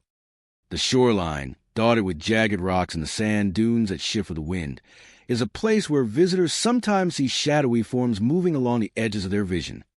Boaters passing nearby at night have occasionally reported seeing a solitary figure standing near the lighthouse, gazing toward the lake as though scanning for danger or lost vessels. The combination of isolation, natural beauty, and the lighthouse's tragic history creates a palpable sense that the past and present coexist here, overlapping, in ways both subtle and unnerving. Paranormal investigators visiting Point AUX Lighthouse have documented a range of phenomena. Audio recorders sometimes capture unexplained footsteps or low, indistinct murmurs. Photographs occasionally show faint shadows or misty shapes near windows and in the hallways. Temperature sensors often spike or drop in sudden patterns that correspond with reported sightings. While skeptics may attribute some experiences to the environment, the wind, the lake's temperature, or old architecture, the consistency of reports over decades lends weight to the belief that the spirit of Captain Townsend remains a real presence on the island. Point AUX Lighthouse continues to function as an active aid to navigation, its light sweeping across Lake Huron nightly. But for visitors, its history is inseparable from the supernatural. The smell of cigar smoke, the echoing footsteps, the moving objects, and the shadowy apparitions all contribute to the sense that Captain Townsend remains vigilant, performing his duty in death as he did in life. Those who step onto the lighthouse grounds are not merely visiting a historic site. They are entering a place where history, tragedy, and the spectral intertwine. The story of Point AUX Lighthouse is a reminder that some souls linger long after death, bound to places that were central to their lives. Captain Joseph Willie Townsend's presence continues to be felt by those who visit, a testament to his devotion and the enduring power of a spirit unwilling to leave its post. The lighthouse, with its beacon cutting across the dark waters of Lake Huron, serves both as a guide for sailors and a stage for the ghostly figure who refuses to rest, ensuring that the light and the memory of the past persist together. The Pensacola Lighthouse, standing tall on the Florida Gulf Coast since 1859, has long been a guiding beacon for sailors navigating the treacherous waters near Pensacola Bay. Its red and white striped tower dominates the shoreline, a landmark visible for miles. But beneath its historical and architectural significance lies a reputation steeped in mystery and ghostly lore. For over a century, the lighthouse has been the site of numerous paranormal reports, many of which point to the presence of 6 spirits said to haunt the property. Visitors often speak of unexplained footsteps, fleeting apparitions, and sudden cold spots that send chills through even the most seasoned lighthouse enthusiasts. The history of the Pensacola Lighthouse is closely intertwined with human tragedy, a factor that seems to fuel the supernatural occurrences. Over the decades, the lighthouse has seen storms, accidents, and deaths, from keepers falling from the spiral staircase to fatal mishaps during maintenance. Some of these events were the result of the lighthouse's isolation and the sheer difficulty of performing duties in the 19th and early 20th centuries. Keepers were tasked with maintaining the light, ensuring its steady rotation, and monitoring ships, often in solitude for weeks at a time. This combination of danger, responsibility, and isolation is believed to have left lasting impressions, with the emotional energy of past tragedies lingering in the structure. Visitors to the lighthouse often report a distinct sense of being watched, particularly in the keeper's quarters. These rooms, now preserved as part of the historic site, are said to be the epicenter of much of the paranormal activity. Footsteps echo along the wooden floors when no one else is present, and doors sometimes open or slam shut without warning. Some guests have described hearing faint voices, whispers, or muffled laughter, as if the former inhabitants of the lighthouse are going about their daily routines unseen. Cold spots are frequent, often forming in hallways or corners, creating sudden discomfort that contrasts sharply with Florida's typically warm climate. Apparitions have been a recurring phenomenon at Pensacola Lighthouse. Several visitors claim to have seen figures dressed in 19th century clothing moving silently through the keeper's quarters, or ascending the spiral staircase. One commonly reported figure is a man in a keeper's uniform, pacing the tower or standing vigil near the lantern room, as though still performing the duties he carried out in life. Others report glimpses of women in period dresses, or even small children appearing near windows or along the stone pathways, vanishing when approached. The apparitions are fleeting but vivid enough to leave lasting impressions on witnesses. The spiral staircase leading to the lantern room is particularly notable for paranormal reports. As visitors climb, they often feel sudden gusts of cold air, hear footsteps that mirror their own, or sense a weight behind them, as if an unseen presence is shadowing their movements. At the top, in the lantern room itself, the air is said to feel heavier, denser, almost charged with energy. Some have reported seeing the faint outline of a figure standing near the lantern, gazing out at the water as though monitoring the bay for ships in distress. This presence, combined with the panoramic views and the constant sound of wind and waves, creates an eerie but compelling atmosphere, a tangible connection to the past keepers who devoted their lives to the lighthouse. Outside, the grounds of the lighthouse are also imbued with ghostly energy. Pathways leading from the lighthouse to the surrounding dunes and cliffs are said to be places where shadowy figures appear, particularly at twilight or during stormy weather. Walkers and photographers have reported capturing orbs of light in photographs, unexplained reflections, and fleeting shapes along the shoreline. Some have even described feeling a sudden brush of air or a light touch as they navigate the grounds, a subtle reminder that the spirits of the lighthouse remain present, attentive to those who enter their domain. The 6 spirits reportedly haunting the Pensacola Lighthouse each have their own stories. While historical records are incomplete, folklore suggests they include former keepers who died on duty, family members who live in the quarters, and other individuals who perished on the grounds or nearby waters. The spirits are said to be generally benign, though their presence is unmistakable. They do not harm visitors, but they make themselves known in ways that ensure the history of the lighthouse is never forgotten. Visitors often leave with a mixture of awe and unease, feeling the weight of history layered upon the present. Paranormal investigations have sought to document the lighthouse's unusual activity. Audio recordings sometimes capture unexplained footsteps, distant voices, and low murmurs. Photographs occasionally reveal shadowy figures or light anomalies in empty rooms. Thermal cameras have recorded sudden drops in temperature and heat signatures with no corresponding human source. While skeptics attribute some experiences to environmental factors, the wind, the old wooden floors, and the unique acoustics of the tower, the consistency of reports over decades has made the Pensacola Lighthouse a respected site in paranormal circles. Despite its haunted reputation, the lighthouse continues to operate as a navigational aid and as a historic site open to the public. Tours allow visitors to explore the keeper's quarters, the spiral staircase, and the lantern room, offering both a glimpse into maritime history and an opportunity to experience the lingering presence of the past. The combination of architectural beauty, historical significance, and paranormal energy makes the Pensacola Lighthouse a unique destination for those intrigued by both history and the supernatural. The Pensacola Lighthouse is more than a simple tower guiding ships safely through the bay. It is a repository of lives, tragedies, and memories that refuse to fade. Ghostly footsteps, cold spots, and fleeting apparitions ensure that the spirits of the 6 former inhabitants remain entwined with the lighthouse's daily existence. Visitors leave with stories, photographs, and memories of encounters, but they also carry with them the knowledge that at Pensacola Lighthouse, history and the supernatural are inseparably linked, and that the light continues to shine not just for sailors, but for the spirits who never left.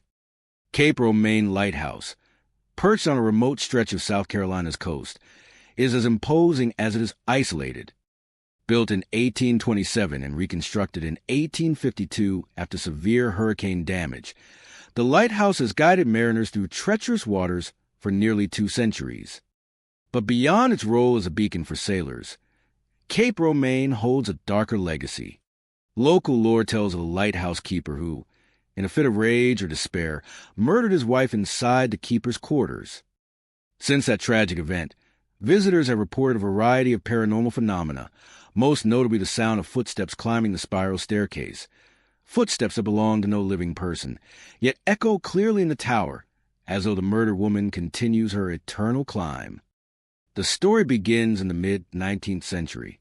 Records suggest that the lighthouse was staffed by a small team, living in close quarters with their families.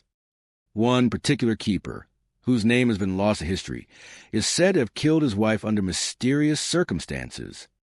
Some versions of the tale claim it was an act of jealousy. Others suggest it was a result of the isolation and stress that comes with tending a remote lighthouse. Whatever the truth, the tragedy left a permanent mark on the lighthouse, embedding sorrow and unrest into its walls. Local fishermen and residents have long spoken of sightings and unexplained sounds around Cape Romain, attributing them to the restless spirit of the woman who met her untimely death. Visitors approaching the lighthouse often describe a sense of foreboding even before stepping onto the grounds. The area is isolated, surrounded by marshes, dunes, and water channels that shift with the tides. The approach by boat or foot often feels like stepping into another era. The lighthouse's red brick structure rises against the sky, commanding attention.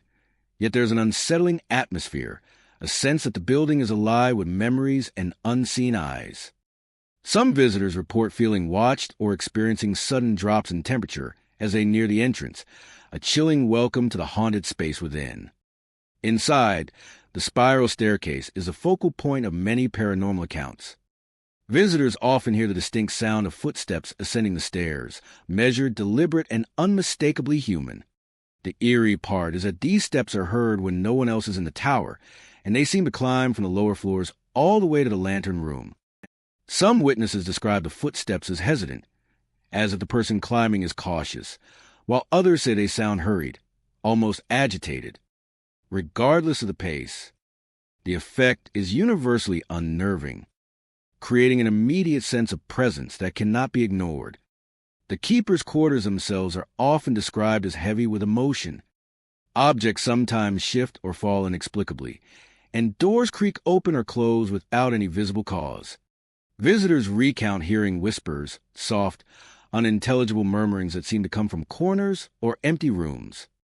Occasionally, there are fleeting glimpses of a figure in period dress, moving silently through quarters or standing in shadow corners. The apparition is typically described as female, consistent with the legend of the murdered wife. Witnesses report that the figure appears more frequently during the evening, or in foggy, stormy weather, when the isolation of the lighthouse feels most pronounced. The lantern room, perched atop the spiral staircase, is another hot spot for paranormal activity. Some visitors claim to have seen a shadowy figure standing near the lantern, looking out across the marshes and waterways, as if continuing to perform the duties she once observed. Others report hearing the faint creak of the lantern's platform, as if someone is pacing.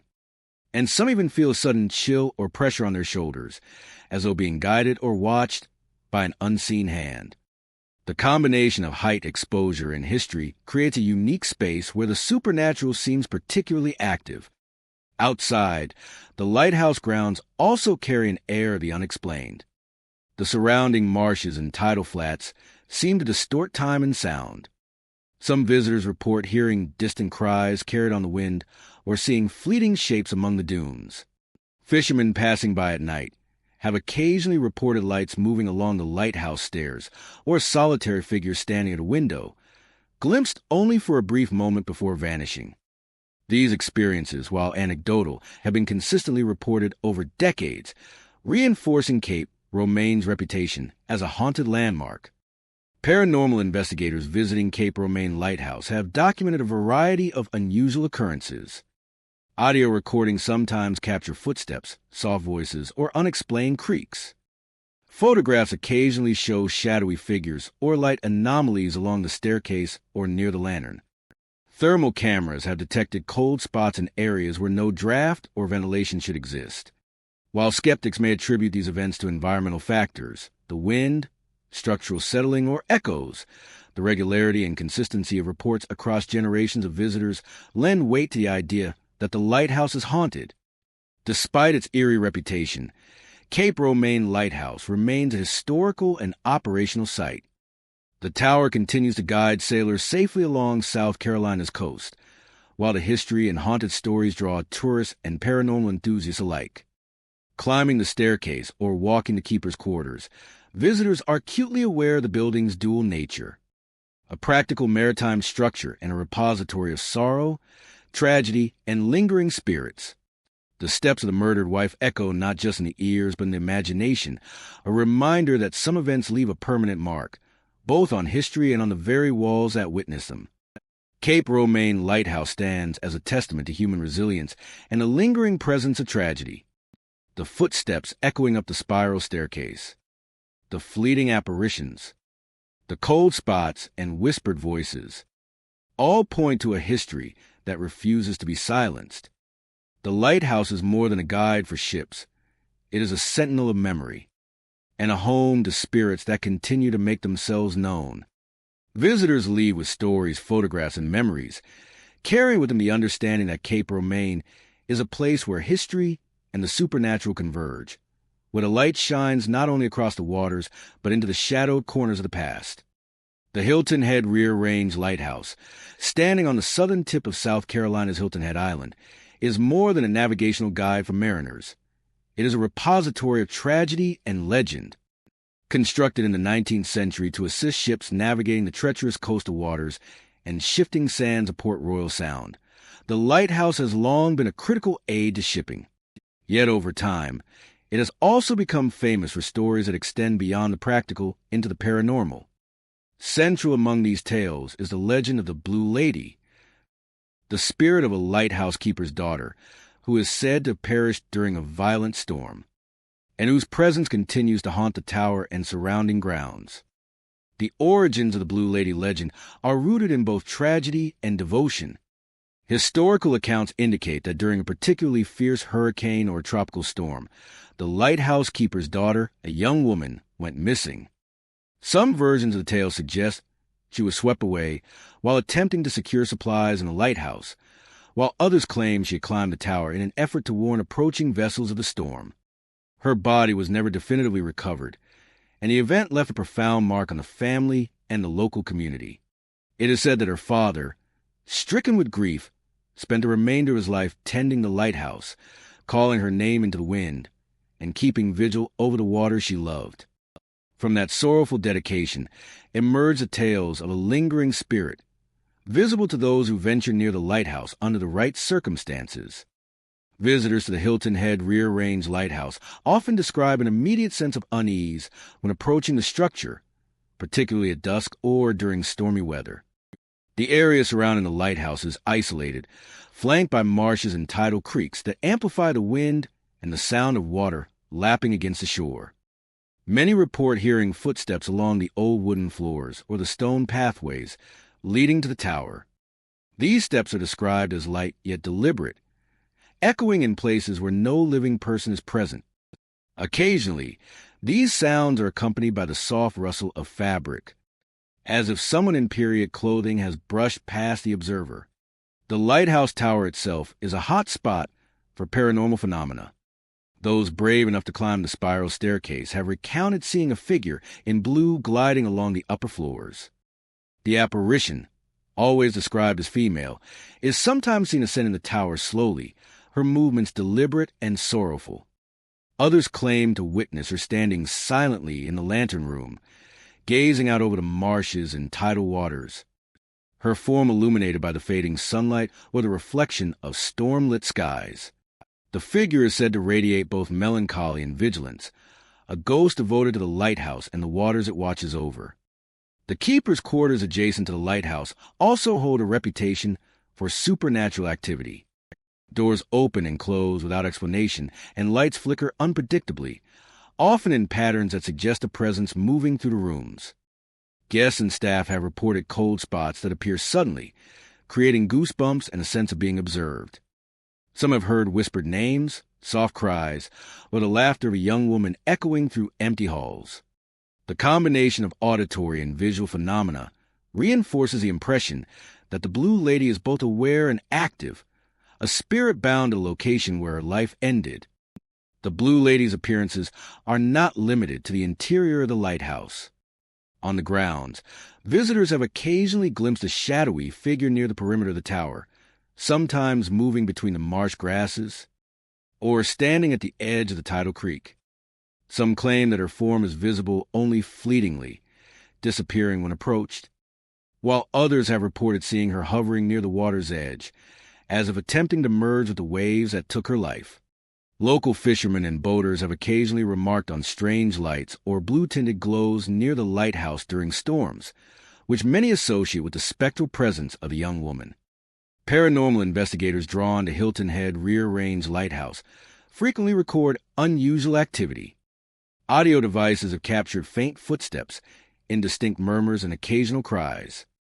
Thermal imaging and EMF detectors have picked up sudden fluctuations in areas that correspond with reported sightings.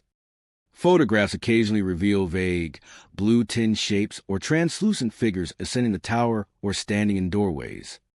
While skeptics argue that environmental factors such as wind, moisture, and the age of the building may explain some anomalies, the consistency of reports over decades has cemented the Blue Lady's status in local legend and paranormal lore. Stormy nights, in particular, are said to awaken the strongest manifestations of the Blue Lady. When winds howl across the marshes and rain lashes the shoreline, witnesses report seeing her moving with urgency, sometimes appearing to warn or observe the water. The sense of purpose attributed to the apparition, her devotion to both the lighthouse and the safety of those at sea, creates a haunting yet oddly protective presence. Even in calm weather, the lighthouse exudes an energy that many describe as palpable, a weight of history and sorrow hanging in the air. Visitors often recount leaving the lighthouse with lingering impressions of the Blue Lady, whether it be the faint smell of her presence, the sound of her footsteps following them along the boardwalk, or the memory of a shadowed figure silhouetted against a lantern room window. These encounters are usually brief yet powerful, leaving a lasting sense that the lighthouse is a place where the past refuses to fade. The stories of the Blue Lady are shared widely among local guides, tourists, and ghost hunters, ensuring that her presence continues to be remembered and respected. The Hilton Head Rear Range Lighthouse, with its striking architecture and rich maritime history, serves as both a beacon for ships and a stage for the supernatural. The legend of the Blue Lady reminds all who visit that tragedies leave imprints that can persist for generations. Footsteps echo in empty corridors, doors move without cause, cold spots chill the spine, and a figure in blue may appear silently, watching over the waters she once loved. It is a place where history and legend merge, a site where the living and the spectral coexist, and where the story of a young woman's untimely death continues to unfold before the eyes of those who dare to witness it. At Hilton Head Rear Range Lighthouse, the light still shines across the marshes, a symbol of safety for sailors and a silent stage for the Blue Lady. Her presence is a reminder that lighthouses, while meant to guide the living, can also serve as a home for spirits unwilling to leave, ensuring that history, sorrow, and the supernatural remain intertwined for generations to come. The Georgetown Lighthouse, perched at the mouth of South Carolina's Winyaw Bay, has guided sailors safely through treacherous waters for over a century. Its beacon cuts through fog and storms, warning mariners of sandbars, shifting currents, and the dangers of the Atlantic approaching the harbor. Yet beyond its vital maritime role, the lighthouse is shrouded in stories of the supernatural, centered around the legend of a young girl named Annie. Unlike many haunting tales, Annie's presence is not one of malevolence but of protection. She is said to appear to sailors and visitors alike as a guardian, her spirit watching over the waters and warning of impending storms. The story of Annie dates back to the late 19th century. Local lore suggests that she was a lively 7-year-old who lived near the lighthouse with her family. Annie was captivated by the sea and would often run along the shoreline, fascinated by the light of the tower and the ships that sailed past. One fateful day, during a particularly fierce storm, she was swept away by the rising tide. Her body was never found, but her spirit is said to have remained drawn to the lighthouse she loved so dearly. Residents began reporting strange occurrences soon after. Faint laughter echoing along the tower stairs. Glimpses of a small figure in a white dress, and the sudden illumination of the light when storms approached, even before the keeper had activated it. Visitors approaching the Georgetown Lighthouse often speak of a subtle, almost electric feeling in the air. The approach along the weathered boardwalk and sandbars has a stillness that seems unusual for a location near the open sea. Some claim they can hear faint, playful footsteps ahead of them, soft and tentative, as though a child is running just out of sight. Others report a sudden feeling of warmth or a gentle breeze brushing their cheeks, as though a protective hand is guiding them. These sensations are frequently interpreted as the presence of Annie, watching and ensuring safety for all who traverse the waters. Inside the lighthouse, the legend comes to life in unexpected ways. The spiral staircase, worn smooth by decades of visitors, is often the site of the most frequent apparitions. Witnesses describe seeing a small, white figure ascending or descending the stairs, sometimes pause and peer out of the tower's windows. Some report hearing a soft, high-pitched giggle or whisper, often accompanying the sighting. The presence is described as benevolent, with no sense of threat. In fact, many believe that Annie appears as a warning. Her movement or sounds often precede sudden weather changes, giving sailors and lighthouse staff extra time to prepare. The lighthouse keeper's quarters also carry signs of her protective energy. Objects occasionally shift slightly, as if nudged to caution someone of approaching danger. Lights sometimes flicker in patterns that align with incoming storms. Some visitors report hearing the sound of a small hand tapping on the windows, or a soft voice calling out. Unlike typical hauntings marked by fear or distress, these events are subtle and often reassuring, leading many to interpret Annie as a guardian angel of sorts, watching over both the living and the sailors navigating the hazardous waters. Fishermen and boaters have long been the recipients of Annie's spectral warnings. Tales have circulated of crews noticing a faint figure standing on the shore or atop the lighthouse tower moments before an unexpected squall strikes the harbor. Some describe seeing a white dress flicker in the lighthouse window, and moments later, a storm rolls in. Others recall lights flickering in the lantern room when they were miles offshore, as if the young girl were signaling them to adjust course or prepare for rough waters. Over time, these stories cemented Annie's reputation as a benevolent spirit who cares for those at sea. Paranormal investigators visiting the lighthouse have documented unusual activity consistent with the folklore. Audio recordings sometimes capture soft giggling or whispering in the tower. Temperature readings occasionally detect unexplained cold or warm spots in areas where visitors report feeling her presence. Photographs taken on the stairs or near the lantern room have occasionally revealed faint, translucent shapes resembling a small girl in period attire. While skeptics may attribute these phenomena to natural conditions, wind, echo, or old building creaks, the consistency of reports over decades has reinforced the legend of Annie's watchful spirit. The presence of Annie is not only a tale for thrill seekers, it has become part of the community's collective identity. Local guides often share the story with visitors, recounting her protective spirit and her connection to the lighthouse's long history. During particularly stormy seasons, lighthouse staff have been known to take extra precautions, acknowledging the legend and respecting the energy that locals believe still resides there. The story has been passed down through generations, and many locals claim to have experienced or witnessed her presence firsthand. Storms seem to intensify Annie's appearances. Witnesses report that during hurricanes or tropical storms, the feeling of a small guardian presence is strongest. The staircase may echo with footsteps. The lantern light might flicker even before being officially lit, and a gentle, cool breeze could be felt inside the tower.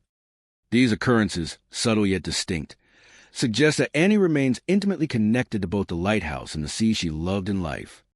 Her spirit is described not as a restless ghost, but as a vigilant protector, a reminder that even in death, some bonds endure, especially those of love and devotion.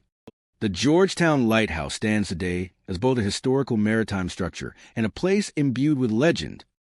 Sailors continue to rely on its beacon for safe passage, while visitors and ghost hunters come to experience the stories that have persisted for over a century.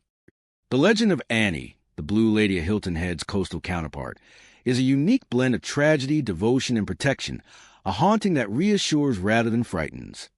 Footsteps, laughter, whispers, and fleeting glimpses of a small figure in white remind all who visit that the lighthouse is a place where history, the supernatural, and human emotion converge.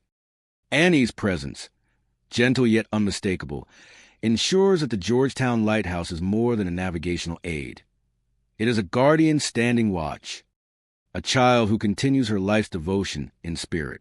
Visitors leave with stories, a sense of awe, and the knowledge that some spirits do not seek vengeance or fright, but instead offer protection, bridging the gap between the living and the ethereal world. The lighthouse shines across Winyah Bay, a beacon for sailors and a stage for a young guardian angel named Annie, whose love for the sea and its travelers remains undimmed across time. Perched on a jagged rock several miles off the Oregon coast, Tillamook Rock Lighthouse, ominously nicknamed Terrible Tilly, stands as one of the most isolated and treacherous lighthouses on the West Coast. Constructed in 1881, its purpose was simple yet vital: to guide ships safely past the jagged rocks and shifting tides of the Tillamook Head area.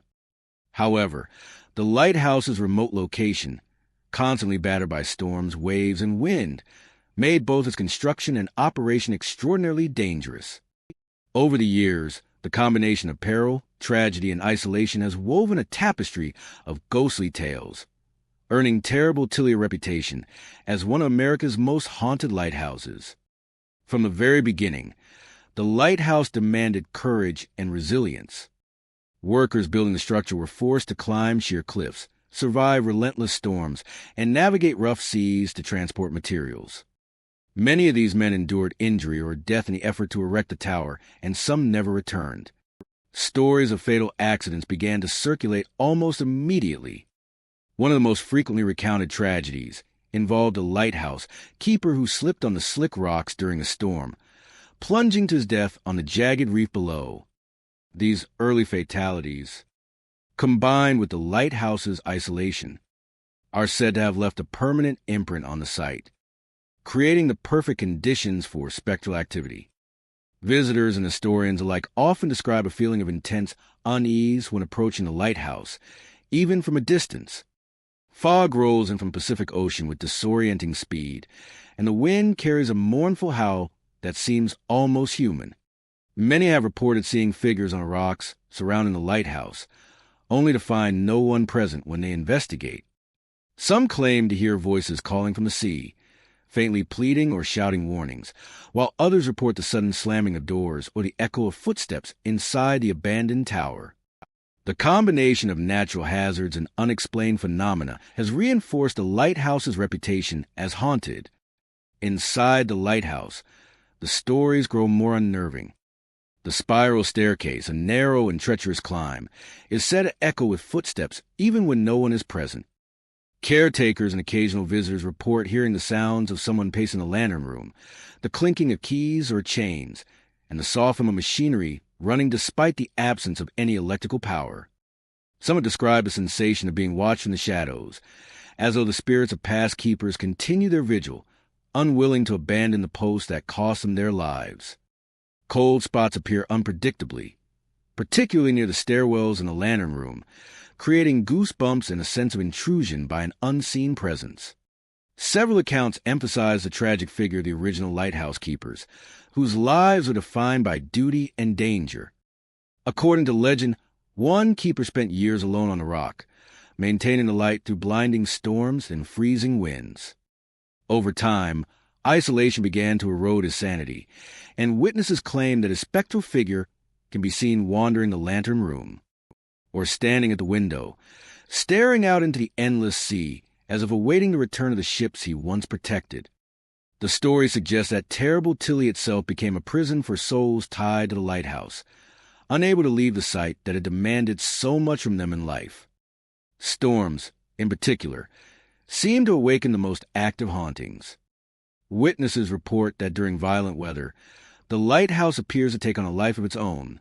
The lantern's glass panes rattle as though in response to invisible hands, while voices and cries echo through the tower. Shadows are said to flit across the walls in the dim light, and some have even glimpsed the figures of workers from the construction era performing tasks long abandoned. Locals recount sailors claiming to have seen a glowing light on the rocks, brighter and steadier than usual, sometimes interpreted as the spectral keeper ensuring that the lighthouse continues its eternal vigil. Paranormal investigators visiting Terrible Tilly often document unusual occurrences. Audio devices sometimes capture whispers, groans, or even conversations in tones that seem old-fashioned. EMF meters register spikes, and thermal cameras occasionally detect cold forms moving through hallways where no living person stands.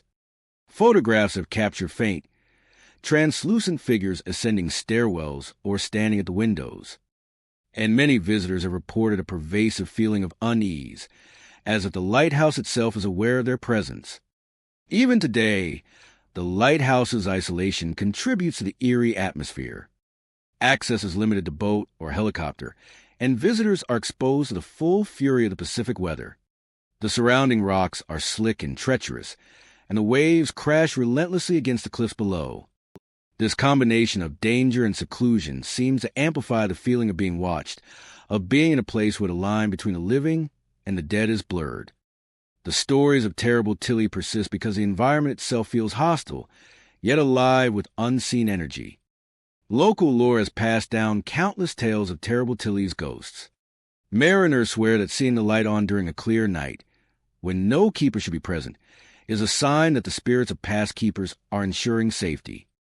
Some hikers claim to have seen apparitions moving along the rocks or glimpsed figures at the lantern room window as they approach the lighthouse from the shoreline.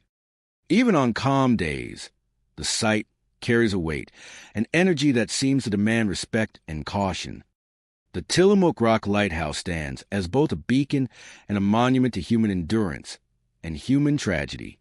Its nickname, Terrible Tilly, reflects not only the harsh conditions and dangers associated with the site, but also the lingering stories of lives lost and spirits unable to leave.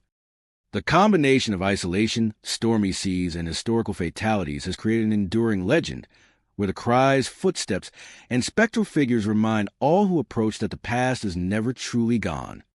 Visitors leave Terrible Tilly with a mixture of awe and unease. The lighthouse continues to shine as a warning to sailors, while the spirits of those who built and tended it remain a presence, lingering in the spiral staircases, the lantern room, and the surrounding rocks. Terrible Tilly is more than a lighthouse. It is a monument to perseverance, tragedy, and the unseen, a place where history and haunting intersect on the rugged Oregon coast. Perched on the shores of Lake Huron, Alpena Light stands as a silent guardian to ships navigating the sometimes treacherous waters of northern Michigan. Constructed in the early 20th century, the lighthouse was meant to guide sailors safely past rocky shoals and unpredictable currents, yet its history and location have made it a hot spot for stories of the unexplained. Over the decades, locals, visitors, and paranormal investigators alike have reported eerie occurrences, from shadowy figures wandering the tower to sudden drops in temperature that defy explanation. Alpena Light was first operational in 1914, its beacon cutting through fog, storms, and winter darkness. The lighthouse quickly became a lifeline for mariners, but its remote location and harsh weather created countless challenges for the keepers who lived on site. Tales of isolation, danger, and the occasional fatal accident have long surrounded the tower, creating an atmosphere ripe for ghostly speculation. Keepers were known to spend long months alone, tending the light, repairing equipment, and enduring the relentless winds off Lake Huron. Some historians suggest that the mental and physical strain experienced by these individuals left a lingering imprint on the lighthouse, giving rise to the paranormal reports that continue today. Visitors approaching Alpena Light often describe a distinct chill in the air as they walk along the pier. Even on warm summer evenings, many have reported sudden cold spots that seem to move with them, a sensation of being watched, or the faint brush of air against their shoulders when no one else is present. Shadowy figures are perhaps the most frequently cited phenomena. Witnesses claim to have seen vague silhouettes climbing the spiral stairs or standing near the lantern room, only to disappear when approached. These apparitions are most often described as human-shaped, appearing in the dim light of the lighthouse at dusk, or during storms when visibility is low and the atmosphere is thick with mist. Inside the lighthouse, strange sounds often accompany the shadowy sightings. Visitors have reported the soft clinking of tools, footsteps echoing on the stairs, and faint voices whispering in the hallways. Some claim to hear equipment operating despite power being turned off or maintenance tools moving on their own. The sounds are subtle but unsettling, leaving many with the impression that someone or something remains in a lighthouse long after the living have left. Paranormal investigators have attempted to capture these occurrences, using audio recorders and EMF meters to track unexplained activity. While skeptics attribute some sounds to the natural creaking of the structure, the consistency and timing of many reports suggest that something else may linger. The lighthouse keeper's quarters have also been the site of unusual experiences. People staying overnight or during special tours have described feelings of unease, as if invisible eyes are observing them. Some report waking to find the room inexplicably cold, objects slightly moved, or a fleeting shadow passing near the window. These sensations are often accompanied by a heavy, oppressive feeling, as though the atmosphere itself carries memories of the people who once tended the light with such dedication. Many believe that the spirits of past keepers, committed to their duty even in death, continue to occupy the space, walking the stairs, adjusting the light, or standing watch over the waters they once safeguarded. Lake Huron's weather seems to amplify the paranormal activity at Alpena Light. Stormy nights, with wind howling across the water and waves slamming against the pier, are frequently when visitors report the most intense experiences. The flashing beacon, combined with the echo of waves, can create the illusion of movement and sound, yet many accounts suggest a presence beyond simple optical or auditory trickery. Witnesses have described seeing a figure standing in the lantern room, gazing out over the lake, or glimpsing a shadow descending the stairs in perfect timing with the wind's gusts. These moments often leave observers shaken, yet also deeply fascinated by the lighthouse's mysterious aura. Stories of Alpena Light's hauntings are not limited to personal sensations. Photographs taken inside and around the lighthouse have occasionally captured anomalies, faint orbs, translucent figures, or unexplained streaks of light. While camera artifacts and reflections may explain some occurrences, the sheer number of similar reports over decades contributes to the belief that Alpena Light harbors a genuine paranormal presence. Locals speak of these stories with a mixture of reverence and caution, acknowledging that the lighthouse is a place where history, tragedy, and the unknown converge. Mariners, too, have long shared tales of the lighthouse's mysterious influence. Some sailors claim to see lights moving along the structure when the beacon itself is off, or to feel a protective presence guiding their vessels safely past dangerous shoals. Others have reported hearing soft cries or whispers carried over the water, particularly during fog or storms. The cumulative weight of these stories reinforces the idea that Alpena Light is more than a navigational aid. It is a space where human endeavor and the lingering presence of those dedicated to duty intersect. The legend of Alpena Light persists because it combines a tangible history of human struggle with the intangible allure of the supernatural. Its towering presence, isolation on the pier, and the unforgiving lake environment create a natural stage for haunting. Visitors leave with stories of cold spots, shadowy figures, and sound that defy rational explanation, experiences that are passed on to new generations and keep the lighthouse's mystique alive. Alpena Light continues to shine, guiding ships safely along Lake Huron, while simultaneously standing as a silent witness to the past. The shadows on the stairs, the cold spots in the quarters, and the whispering voices are reminders that some histories never fade completely. The lighthouse is a monument not only to maritime navigation, but also to the spirits of those who lived and worked within its walls. For those who approach Alpena Light, the experience is equal parts awe, unease, and fascination, a blend of history and haunting that endures as long as its beacon pierces the mist over Lake Huron. Visitors leave Alpena Light with stories to tell, a sense of the eerie, and the understanding that the spirits of the past may still patrol the tower, ensuring the safety of those who traverse the waters. It is a place where history, mystery, and the unexplained converge, a sentinel not only of navigation, but also the unseen world that has made Alpena Light one of Michigan's most haunted and intriguing lighthouses. Perched on the jagged rocks of Long Island Sound, Penfield Reef Light has guided sailors safely through the treacherous waters off the coast of Connecticut for over a century. Built in 1874, the lighthouse stands as a solitary sentinel, constantly battered by waves, storms, and the relentless passage of time. Yet beyond its function as a beacon, Penfield Reef Light has long held a reputation for something far more unsettling, the lingering presence of its tragic past, particularly the spirit of Keeper Frederick A. Jordan, whose untimely death left an indelible mark on the lighthouse and the surrounding waters. Frederick A. Jordan was a dedicated lighthouse keeper in the early 20th century, known for his unwavering commitment to the light and the safety of passing ships. Stationed at Penfield Reef, he spent long months in isolation, tending the beacon, repairing damage from storms, and ensuring the safety of sailors navigating the dangerous reefs. The lighthouse itself is isolated, reachable only by boat, with waves crashing against the rocks below and wind whipping across the structure. For keepers like Jordan, solitude was a constant companion, and danger was never far away. Tragedy struck when Jordan lost his life under circumstances that remained shrouded in mystery. Some accounts suggest he fell while performing maintenance on a lighthouse during a violent storm, his body swept away by the relentless waters of Long Island Sound. Others claim that he succumbed to the harsh conditions, worn down by exposure and exhaustion. Regardless of the exact details, Jordan's death was sudden, and his absence left an emptiness in the lighthouse that some say never truly healed.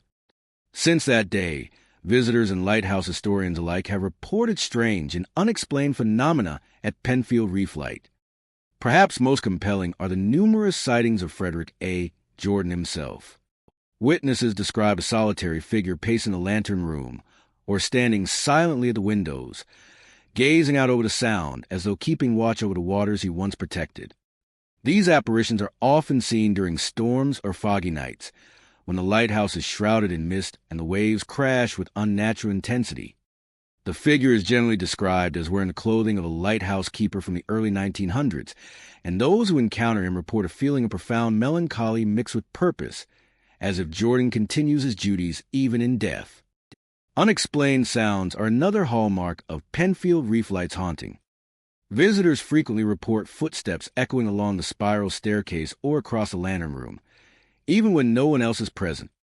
The distant clinking of tools, the creaking of doors, and the low murmur of man's voice have all been documented in personal accounts and audio recordings. Some describe a soft knocking on the metal walls of the lighthouse, a sound that seems to respond to movement within the structure. Paranormal investigators have attempted to capture these occurrences with EMF meters, audio devices, and thermal cameras, often recording unexplained anomalies that defy conventional explanation. The lighthouse's isolation intensifies these experiences. Penfield Reef is surrounded by water, miles from the nearest shore, and the only access is by boat, a journey that can be perilous in bad weather. The combination of wind, waves, and darkness creates an atmosphere that amplifies both fear and perception, leaving visitors with an uncanny sense that they are not alone. Many who visit report a sudden drop in temperature, particularly near the lantern room and the keeper's quarters, as if Jordan's presence is tangible, a cold shadow following them as they navigate the stairs and walkways. Storms seem to bring the haunting to life. Witnesses have described seeing the lantern light flicker or shine with unnatural intensity, moving across the walls as though guided by unseen hands. Shadows appear and vanish within the interior, sometimes accompanied by the sound of someone walking on the deck outside. Some mariners report seeing a lone figure at the lighthouse window during violent weather, a solitary keeper ensuring that ships remain safe despite the perilous conditions. These storm-related phenomena have become central to the lore of Penfield Reef Light, reinforcing its reputation as a place where the past refuses to remain buried. Even on calm days, the lighthouse carries an eerie presence. Visitors report that the air inside the structure feels heavy, almost charged with memory. Objects are said to move slightly on their own, lights flicker inexplicably, and doors creak as though being gently pushed. Some photographers have captured faint figures and images, translucent forms that appear to ascend the spiral staircase or linger near the lantern room.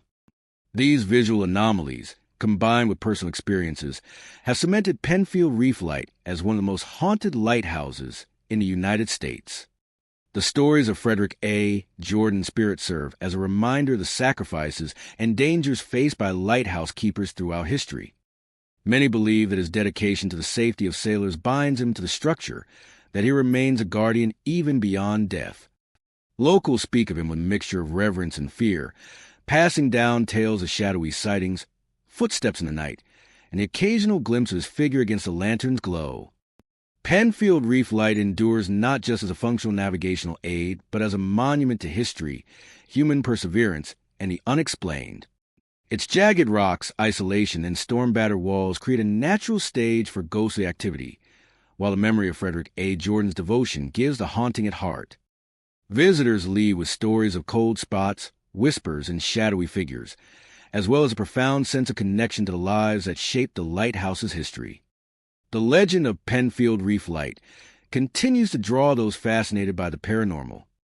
Whether through direct encounters with apparitions, the eerie sensation of being watched, or the mysterious sounds echoing through the structure, the lighthouse remains a place where history and haunting converge. Frederick A. Jordan's spirit, whether seen or merely felt, embodies the enduring vigilance of a keeper who never truly left his post, standing watch over Lake Huron's perilous waters for all eternity. For those who ventured Penfield Reef Light, the experience is both awe-inspiring and chilling.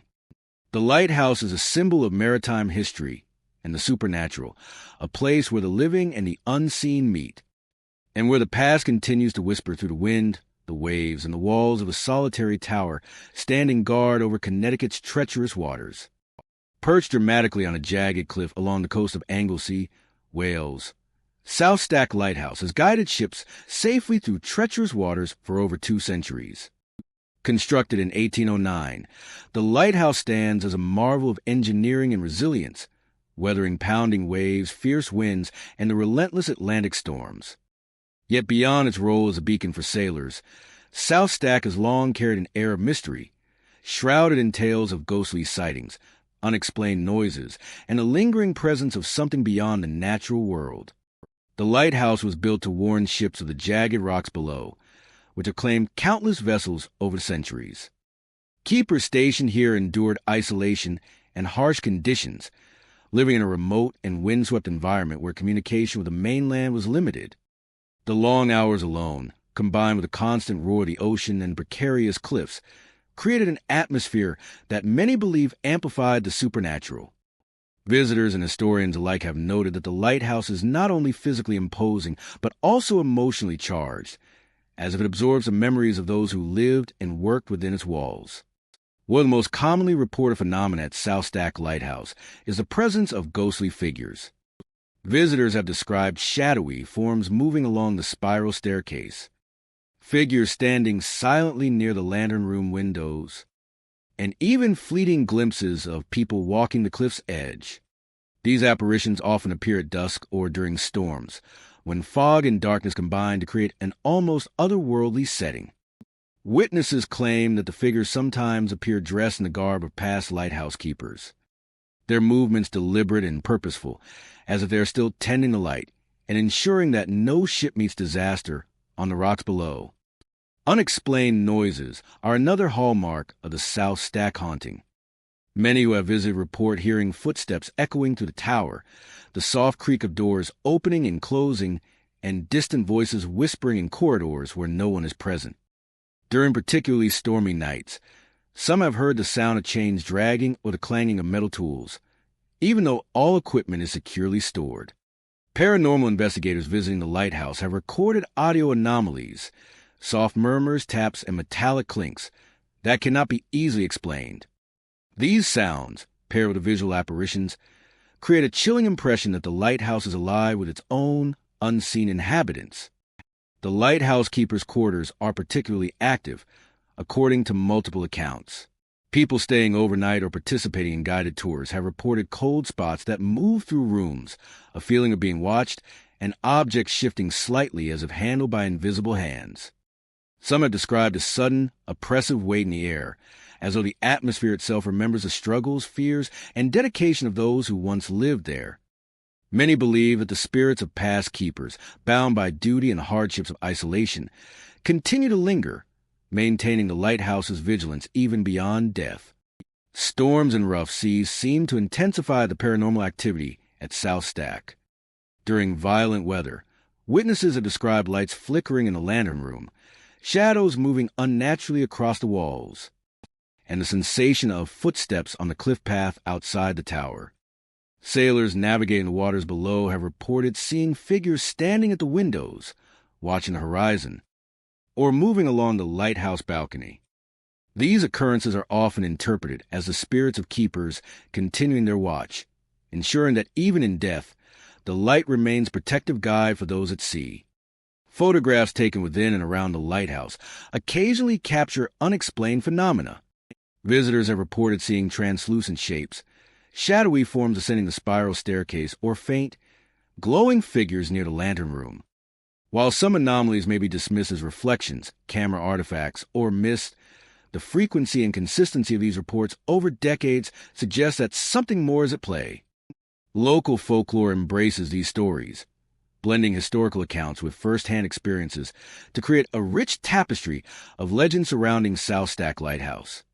Mariners and locals alike have passed down tales of South Stack's mysterious presence.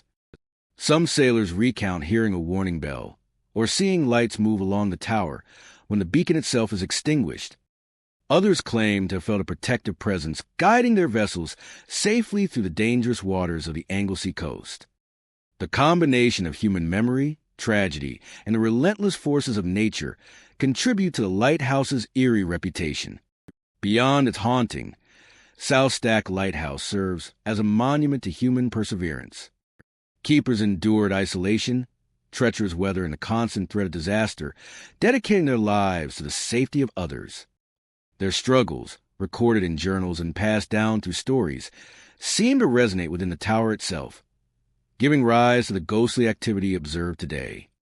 Visitors often remark on the sense of awe and melancholy that permeates the structure, an experience amplified by the breathtaking views of cliffs, ocean, and stormy skies. Even for those who do not believe in ghosts, the lighthouse offers an atmosphere charged with history, mystery, and raw emotion. The sounds of waves crashing against the rocks, the wind whipping through the tower, and the cries of seabirds create a sensory experience that blends natural beauty with an ever-present tension. The stories of apparitions, whispers, and shadowy forms serve as a reminder that places with long, storied histories often hold echoes of the past that refuse to fade completely. South Stack Lighthouse remains a beacon not only for sailors navigating dangerous waters, but also for those seeking a glimpse into the unknown. Its history, isolation, and spectral reports combine to create one of Wales' most intriguing and haunted lighthouses. Visitors leave with memories of cold drafts, unexplained footsteps, shadowy figures, and a lingering sense that the lighthouse is watched, not just by the living, but by the dedicated spirits of keepers who never truly left. The legend of South Stack Lighthouse endures because it blends the tangible and the intangible, the historical and the supernatural. Each visit offers a possibility of witnessing something beyond ordinary perception, of feeling the weight of history, and the persistence of ghostly vigilance. The lighthouse stands as a sentinel over the cliffs of Anglesey, guiding ships safely, preserving stories of human endurance, and keeping alive the spirits that continue to roam its winding stairs and lantern-lit halls. For those who venture to South Stack, it is an experience that lingers long after leaving, a haunting yet beautiful reminder that some watchful eyes never close, even in death. Ram Island Light, perched on its small rocky outcrop off the coast of Maine, has long been a guide for mariners navigating the often treacherous waters of Casco Bay.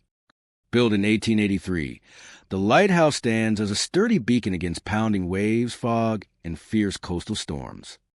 Its white tower, now weathered by time and salt air, rises from jagged rocks, a solitary figure against the endless horizon. But beyond its practical purpose, Ram Island Light has earned a reputation among locals, historians, and visitors for something far more unsettling: a history of ghostly activity and unexplained phenomena that seems to echo through the wind-swept structure. From the earliest days, those stationed at the lighthouse spoke of the isolation as both a blessing and a curse. Lighthouse keepers were tasked with maintaining the light, often spending weeks alone, cut off from the mainland, with only the crashing surf and cries of seabirds for company.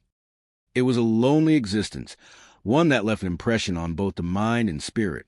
Over time, reports began surfacing of strange occurrences: footsteps echoing in empty halls, doors opening and closing by themselves, and shadows moving in corners where no one stood. Visitors describe a palpable tension upon approaching the lighthouse, a feeling as if unseen eyes are watching from the jagged rocks and mist-shrouded waters. Some claim that even before setting foot inside, a cold draft sweeps over them, inexplicably chilling the air around their shoulders. Once inside, these sensations intensify. The spiral staircase leading to the lantern room creaks under phantom weight, and several witnesses have reported hearing muffled voices whispering from the walls or faint laughter drifting from empty rooms. Shadowy figures are among the most frequently reported phenomena. Witnesses have described dark shapes moving along the narrow corridors, sometimes appearing at the foot of the staircase, other times near the keeper's quarters. One visitor recounted seeing a tall figure in the lantern room, silhouetted against the foggy windows, standing motionless for several minutes before vanishing entirely. Others have reported glimpsing a fleeting presence just beyond a doorway, or in the corner of their eye, only for it to disappear when they turn fully toward it. Footsteps seem to follow visitors throughout the lighthouse. Even when no one else is present, soft scuffing and creaking sounds mimic the rhythm of a human walking, sometimes ascending the stairs, other times pacing across the floorboards of the keeper's quarters. Paranormal investigators have recorded these sounds repeatedly, capturing faint, irregular thuds and echoes that defy explanation. In some cases, visitors claim that the footsteps respond to their own movement, starting and stopping in tandem, creating the unsettling impression that someone or something is mimicking their every step. Ram Island Light is especially active during storms or periods of heavy fog. The combination of wind, rain, and crashing waves seems to heighten the presence of the unexplained. Visitors recount seeing flickering lights within the tower, shadows darting across walls, and objects moving slightly as if nudged by invisible hands. Some have heard what sounds like tools clattering or ropes being adjusted, though all equipment is accounted for and securely stored. It is as if the lighthouse is alive, replaying the actions of its former keepers, or perhaps those who met tragic ends within its walls. Historically, the lighthouse endured countless storms, some of which took lives. Keepers worked tirelessly to ensure the beacon stayed lit, often risking their own safety in the process. Over time, these stories of dedication and danger became entwined with the unexplained events that continue to this day. Many believe that the spirits of past keepers remain tethered to the lighthouse, their presence a combination of duty, regret, and the lingering toll of isolation. In addition to the auditory and visual phenomena, several visitors have reported sudden drops in temperature, particularly in the lantern room and the quarters just beneath it. These cold spots appear without warning and are often accompanied by an eerie feeling of being observed. Some have even claimed to feel a light brush against their shoulder or the sensation of someone standing close behind them, though no one is there. Such experiences contribute to the lighthouse's reputation as a place where the boundary between the living and the spectral becomes thin and fragile. Photographs taken at Ram Island Light occasionally capture anomalies. Visitors have reported faint, semi-transparent figures or shadowy shapes that seem to hover near the stairwell or lantern room. While some of these can be attributed to mist, reflections, or long exposures, the consistency of such reports over decades adds weight to the lighthouse's haunted reputation. Locals embrace these stories, passing them down through generations, blending fact and folklore into a rich tapestry of legend that surrounds the isolated structure. The lighthouse's isolation amplifies the eerie atmosphere. Surrounded by relentless waves and accessible only by boat, Ram Island feels removed from the world, cut off in both geography and time. This solitude allows visitors to experience the haunting fully, whether it is the sound of footsteps on empty floors, shadowy figures appearing unexpectedly, or the sudden chill of a room. The combination of history, tragedy, and natural danger creates a setting perfectly suited for ghostly activity. Even today, Ram Island Light serves as a reminder of the dedication and risks of lighthouse keepers, whose vigilance ensured the safety of countless sailors.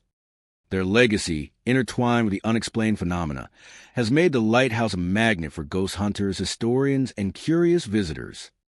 Reports of footsteps, shadows, cold spots, and fleeting figures continue to draw attention, each new account adding to the enduring legend of the lighthouse. For those who venture to Ram Island, the experience is unforgettable. The roar of the ocean, the wind-swept rocks, and the haunting presence within the lighthouse create a powerful mix of awe and fear. It is a place where history and the supernatural converge, where past lives leave a mark that refuses to fade, and where visitors feel the constant, silent vigilance of unseen guardians. Ram Island Light stands not only as a beacon for ships, but as a monument to mystery, tragedy, and the enduring power of the unexplained. The stories of Ram Island Lighthouse endure because they remind us that some places, shaped by hardship and devotion, retain the echoes of those who once walked their halls.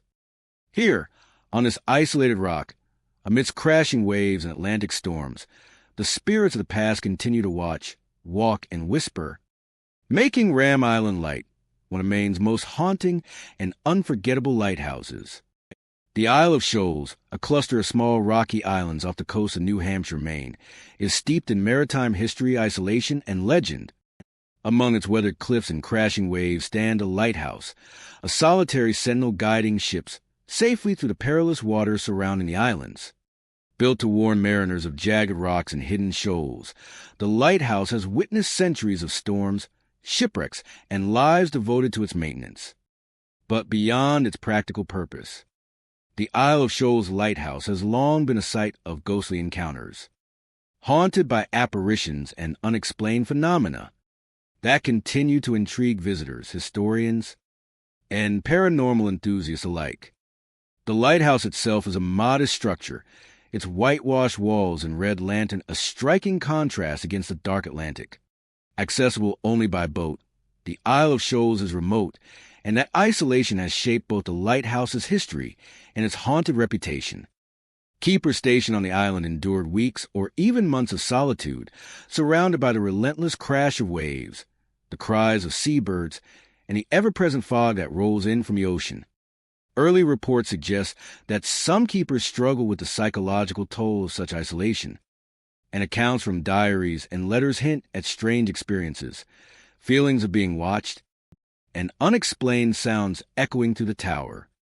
Modern visitors to the lighthouse often recount eerily similar experiences. Many speak of ghostly voices drifting across the rocky terrain or through the lighthouse itself, voices that seem to carry messages, warnings, or fragments of conversations long past. Some claim to hear their names called softly in the wind, even when no one else is present. These sounds are particularly pronounced during stormy weather or dense fog, when the natural environment seems to amplify the island's mysterious energy. Tourists, lighthouse enthusiasts, and paranormal investigators alike have noted that the voices often come from the spiral staircase or near the lantern room, as if the spirits of past, keepers, or lost sailors are attempting to communicate with the living.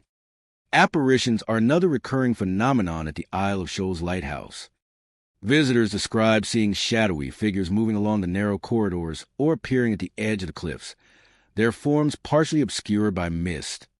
Some witnesses report glimpsing a figure in a traditional lighthouse keeper's uniform, silently tending the light or standing vigil at the windows, gazing out toward the ocean. Others have glimpsed ghostly silhouettes near the rocks below, as if sailors lost to the waters are returning to check on the lighthouse that once guided them. These apparitions often appear fleetingly, vanishing when approached, leaving only the memory of a presence that cannot be entirely explained. Footsteps and movement are commonly reported inside the lighthouse. Visitors recount hearing the soft scuff of shoes along the wooden floors, the creak of the spiral staircase under phantom weight, and the subtle shifting of objects as if handled by unseen hands. Paranormal investigators have recorded such sounds repeatedly, often without any physical explanation. Some have noted that these auditory phenomena sometimes mimic the actions of living visitors, steps accelerating or slowing as if an invisible companion is pacing alongside them. The effect is profoundly unsettling, heightening the sense that the lighthouse is alive with unseen observers. The isolation of the Isle of Shoals amplifies these experiences. With the constant roar of the Atlantic and the absence of modern distractions, visitors are acutely aware of the lighthouse's history and the intangible presence within it. Cold drafts move through rooms inexplicably, and some report a sudden feeling of weight or closeness, as an invisible figure is standing beside them. The combination of sensory deprivation, historical knowledge, and natural elements like wind and fog creates a perfect environment for paranormal encounters. Many who visit describe the experience as both beautiful and unnerving, a place where nature and the supernatural intertwine. Historically, the lighthouse has witnessed tragedy. Shipwrecks near the shoals claimed lives, and keepers often worked in dangerous conditions, battling storms while maintaining the light. The stress, isolation, and occasional accidents undoubtedly left an imprint on those who lived and worked there. Today, these experiences are believed to contribute to the hauntings reported by visitors. The spirits, some speculate, are tied to duty and loss, continuing their watch long after death, ensuring the lighthouse remains a guiding presence for those at sea. Photographs taken at the lighthouse occasionally reveal unusual anomalies. Shadows, misty figures, or fleeting shapes sometimes appear in images, especially near the lantern room or along the cliffs. While some of these can be attributed to weather conditions or reflections, the consistency of such sightings over decades has cemented the lighthouse's reputation as a place where the past refuses to remain silent. Folklore surrounding the Isle of Shoals embraces these stories, blending historical accounts, shipwreck tales, and first-hand experiences into a rich narrative of ghostly activity. Visitors also note that the lighthouse exudes a sense of timelessness. The combination of natural beauty, historical weight, and supernatural phenomena creates an atmosphere charged with both awe and unease. The roar of the ocean, the wind whipping across the rocky outcrops, and the cries of seabirds all contribute to the sensory intensity, while the shadows, voices, and sudden chills remind visitors that they are not alone. The Isle of Shoals Lighthouse exists at the intersection of history and the supernatural, where human stories and unexplained events converge in an isolated, atmospheric setting. Even for those skeptical of ghosts, the lighthouse is compelling. Its history of maritime rescue, isolation, and tragedy creates an emotional resonance that cannot be ignored. The stories of apparitions' footsteps and whispered voices enhance the experience, drawing visitors into a world where the line between past and present, life and death, becomes blurred. For those who venture to the Isle of Shoals, the lighthouse is a place of reflection, awe, and a subtle, persistent fear. The Isle of Shoals Lighthouse continues to stand as a sentinel against the Atlantic's dangers, guiding ships while quietly holding the stories of those who once lived, worked, and perished on the island. Its history, isolation, and ongoing paranormal activity make it a destination for those seeking both maritime history and encounters with the unexplained. Visitors leave with memories of cold drafts, ghostly whispers, shadowy forms, and the knowledge that, on this small rocky island, the past never truly lets go. Here, amidst the pounding surf and fog-drenched cliffs, the spirits of the Isle of Shoals Lighthouse endure, watching, walking, and whispering, keeping alive a legacy that spans centuries, and reminding all who visit that some places are never truly empty. Minot's Ledge Lighthouse, standing off the rugged coast of Massachusetts near Cohasset, is more than just a beacon guiding ships through treacherous Atlantic waters. It is a monument to human perseverance, tragedy, and lingering spirits. Constructed on a rocky reef exposed to some of the harshest storms in the region, the lighthouse's history is intertwined with danger, sacrifice, and haunting phenomena that continue to intrigue sailors, historians, and paranormal enthusiasts. Its very existence is a testament to human determination, but it also carries the weight of lives lost and legends that refuse to fade. The story of Mynitz Ledge begins in the early 19th century, when maritime travel was fraught with peril and shipwrecks were tragically common. The reef itself, barely visible at high tide, claimed countless vessels their crews and cargo.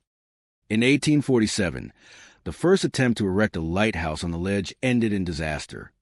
A wooden structure was completed, but before it could be fully operational, it was destroyed in a fierce storm, taking the lives of the workmen who had toiled to construct it.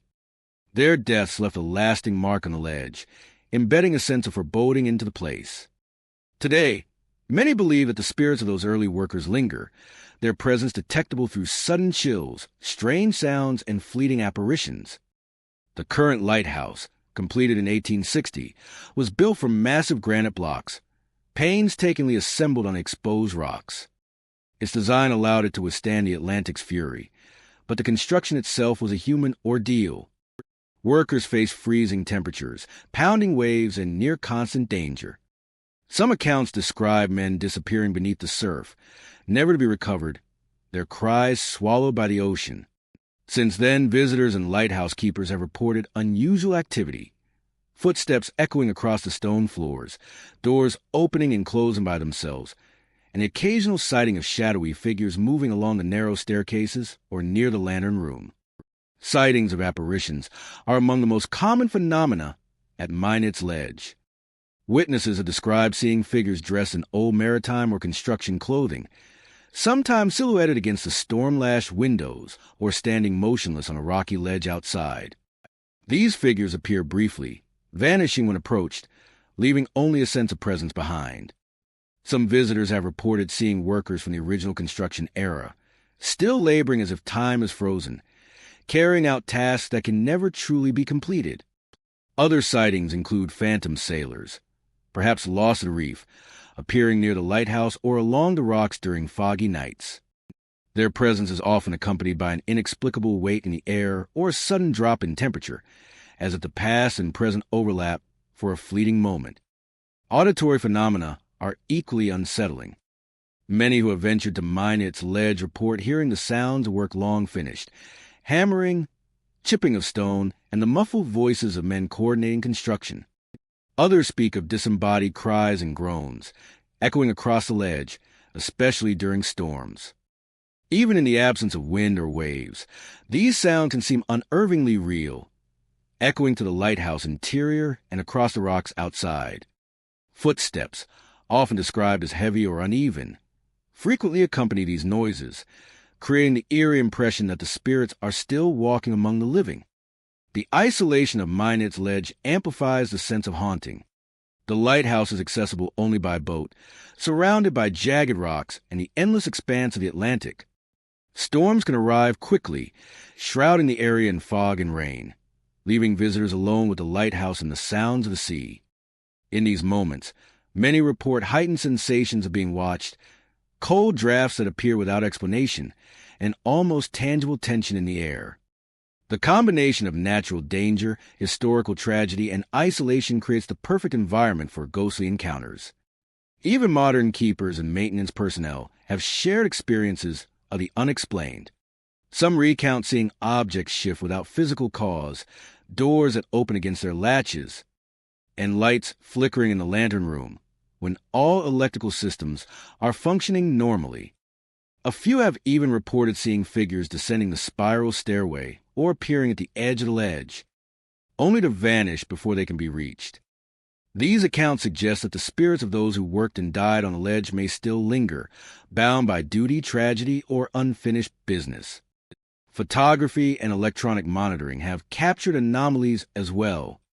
Shadows in areas that should remain unoccupied, strange orbs of light, and sudden temperature shifts have been documented repeatedly. While some occurrences can be explained as environmental or equipment-related, the consistency and intensity of reports over decades point to a lingering, inexplicable presence. The lighthouse, it seems, remembers the sacrifices of those who built it and those who perished trying to reach it. Beyond the paranormal, the human history of Mynitz Ledge adds depth to its reputation. Generations of keepers maintain the light, often under punishing conditions, ensuring that vessels could navigate safely around the deadly reef. Their lives, intertwined with the sea, storms, and tragedy, have become part of the island's enduring legacy. The stories of loss, danger, and perseverance create a palpable atmosphere that visitors sense even before they step inside the lighthouse. Those who visit Minot's Ledge often describe the experience as both awe-inspiring and unnerving. The roar of the Atlantic, the waves crashing against jagged rocks, and the wind whipping across the ledge create a sensory intensity heightened by the lighthouse's haunted reputation. Shadowy figures, ghostly voices, sudden chills, and inexplicable movements reinforce the sense that the past is never truly gone, that the souls of those who gave their lives in service to the light continue to linger, walking the stone floors and patrolling the ledge. Minot's Ledge Lighthouse endures as a symbol of human courage, maritime history, and the unexplained. Its storied past, from the early construction disasters to the ongoing reports of ghostly activity, makes it a compelling destination for those fascinated by both history and the paranormal. Visitors leave with a memory of cold drafts, distant voices, shadowy apparitions, and the knowledge that this lighthouse is more than a beacon. It is a living reminder of those who came before and the spirits who refuse to rest. On the wind-swept rocks of Massachusetts, amidst crashing waves and swirling fog, Minot's Ledge Lighthouse continues to shine, not only guiding mariners but also standing as a silent witness to centuries of sacrifice, mystery, and haunting presence. Its legacy of tragedy and unexplained phenomena makes it one of the most compelling and haunted lighthouses in the United States, a place where history and the supernatural meet on the edge of the Atlantic. Ram Island Light, perched off the rugged coast of Maine, is more than a navigational aid for ships. It is a place where history, isolation, and the unexplained converge. Built in the mid-19th century, the lighthouse was constructed to warn mariners of treacherous rocks and shoals surrounding Ram Island. Its remote location, exposed to the brutal Atlantic storms, made life for its keepers both dangerous and lonely. Over the decades, stories of tragedy, resilience, and unexplained phenomena have accumulated, giving Ram Island Light a reputation as one of Maine's most haunted lighthouses. Visitors to the island often describe a sense of foreboding before even stepping foot inside the lighthouse. The jagged rocks and crashing waves create a constant reminder of the dangers that the lighthouse was meant to prevent. Yet it is a human presence, or perhaps the echoes of those long gone, that gives the place its eerie character. Many who have ventured to Ram Island report hearing footsteps echoing through empty corridors. These are not the steps of wildlife or shifting debris. The sounds are distinct, deliberate, and often seem to follow visitors as they move through the lighthouse. Some say the footsteps start softly on the spiral staircase and grow louder, as if someone unseen is pacing, eternally vigilant. Shadowy figures are another frequent occurrence reported by visitors. Guests, lighthouse enthusiasts, and paranormal investigators have all described fleeting silhouettes in the hallways, at the base of the stairs, or along the outer ledges. These figures appear for only moments before vanishing, leaving behind the unmistakable impression that the lighthouse is being observed. Some witnesses report seeing figures dressed in 19th century clothing, likely reminiscent of the original keepers, moving silently through the rooms as though carrying out their duties. Others describe more indistinct shadows, amorphous and shifting, sometimes accompanied by a sudden drop in temperature or an oppressive sense of presence. The isolation of Ram Island intensifies these experiences. Accessible only by boat, the lighthouse is surrounded by the relentless Atlantic, making it a place apart from the world. Storms can strike without warning, shrouding the structure in fog and rain, leaving visitors alone with the sound of the sea and whatever else may inhabit the lighthouse. Many have reported that the most intense paranormal activity occurs during stormy nights, when wind whistles through cracks, waves pound the rocks below, and the lighthouse stands as a solitary sentinel against nature's fury.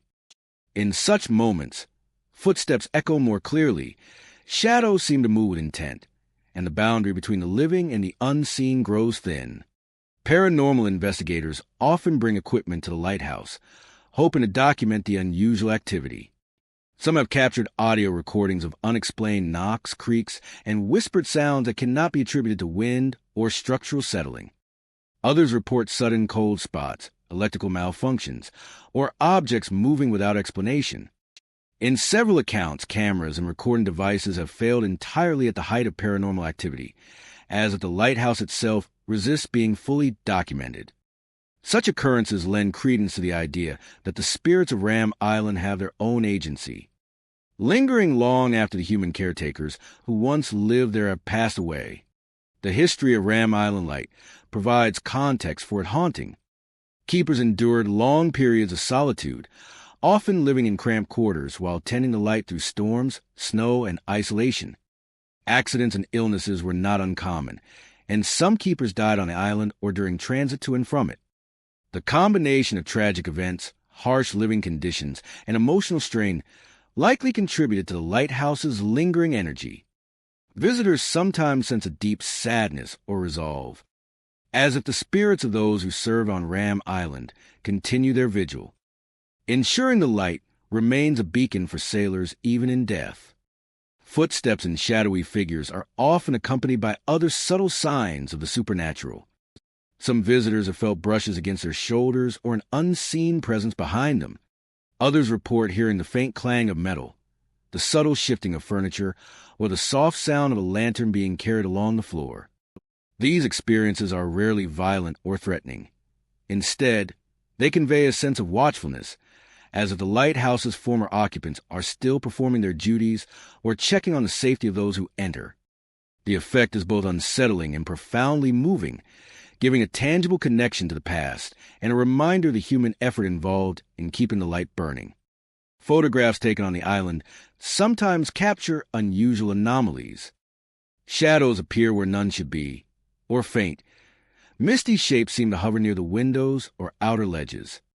While some images can be explained by lighting, fog, or camera artifacts, the consistency of such reports over decades suggests that there is more at work than simple coincidence.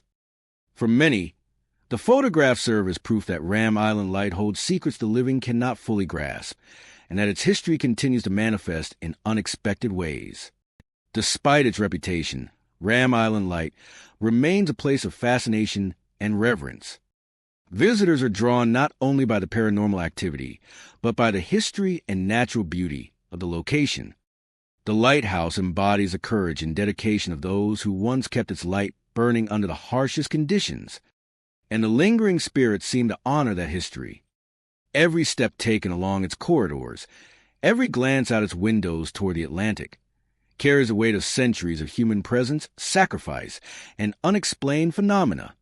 Ram Island Light continues to stand against the Atlantic's relentless waves, a solitary guardian of both history and the unknown. Its footsteps, shadows, and whispers remind all who visit that some places retain the memory of those who lived and died there. The lighthouse is not merely a structure. It is a witness to time, tragedy, and the enduring presence of spirits whose watch has never ended. On Ram Island, the wind, waves, and whispered echoes converge, leaving visitors with the undeniable feeling that they are not alone. Here, amidst crashing surf and fog-shrouded rocks, the lighthouse shines not only for ships at sea, but for the unseen guardians who have called it home for over a century, a testament to the enduring intersection of history and the supernatural. The Isle of Shoals, a small cluster of rocky islands off the coast of New Hampshire, Maine, is as beautiful as it is isolated. The islands, battered by Atlantic waves and shrouded in mist, have long been a haven for sailors, fishermen, and lighthouse keepers. Among the rocky outcroppings and weathered buildings stands a lighthouse that has guided countless mariners safely through treacherous waters, but has also witnessed tragedy, mystery, and the unexplained. Over the centuries, Isle of Shoals Lighthouse has earned a reputation not just as a beacon, but as a place where the living and the departed seem to coexist. Visitors who venture to the island often speak of an immediate, almost tangible sense of being watched. The lighthouse itself, standing stoically against the ocean's relentless force, seems to radiate a presence. Ghostly voices, faint at first and then growing clearer, are frequently reported by those exploring the lighthouse or its surrounding grounds. Some have heard what sounds like the laughter of children, while others report whispers calling out names or phrases that cannot be understood. The voices are not confined to a single area. They seem to drift through rooms. along corridors, and even outside across the rocks, carried by the wind. Shadowy apparitions are another hallmark of the lighthouse's haunted reputation. Witnesses describe seeing figures moving silently along the upper galleries or near the lantern room, often disappearing when approached. Some apparitions appear as shadowy humanoid forms, while others are described as more fleeting, mist-like presences that dissolve into the fog. Visitors have reported seeing figures dressed in 19th century clothing, likely the keepers or families who once lived on the island. Others have claimed to see figures of sailors, perhaps lost at sea, walking along the edge of the rocks, their forms illuminated briefly by moonlight or the lighthouse beam.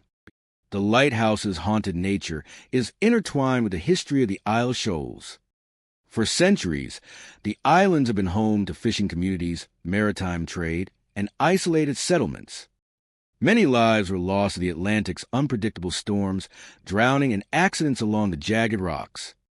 The lighthouse itself has seen keepers perish from illness, falls, and the harsh conditions of island life. Each tragedy has left an imprint, and some believe that the spirits of those who died remain bound to the place, continuing their eternal vigil over the waters. Those who spend the night on the island often report the most intense paranormal activity. The lighthouse, isolated and cut off from the mainland, amplifies sounds, shadows, and unexplained occurrences. Footsteps echo through the empty halls, as if someone unseen patrols the floors. Doors creak and slam without wind or mechanical cause, and faint lights appear in rooms that are otherwise unoccupied.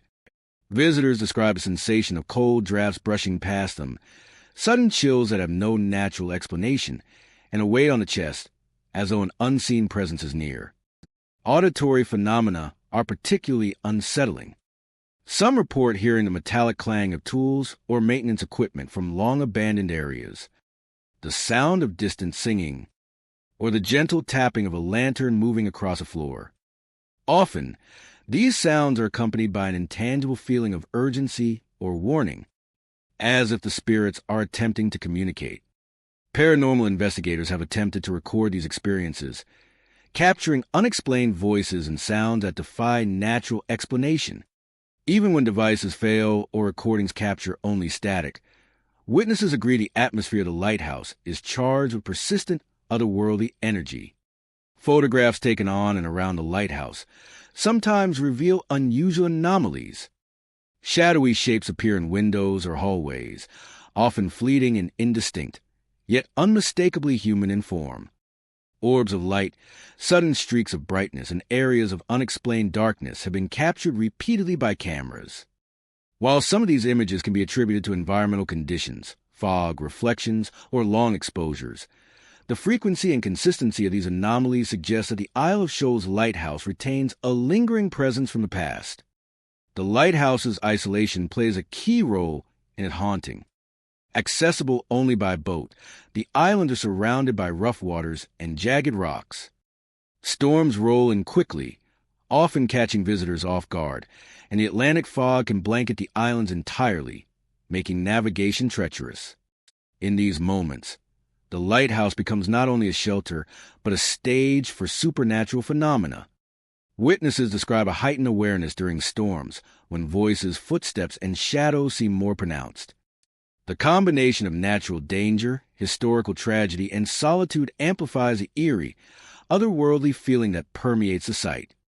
Many accounts emphasize that the spirits are not malevolent.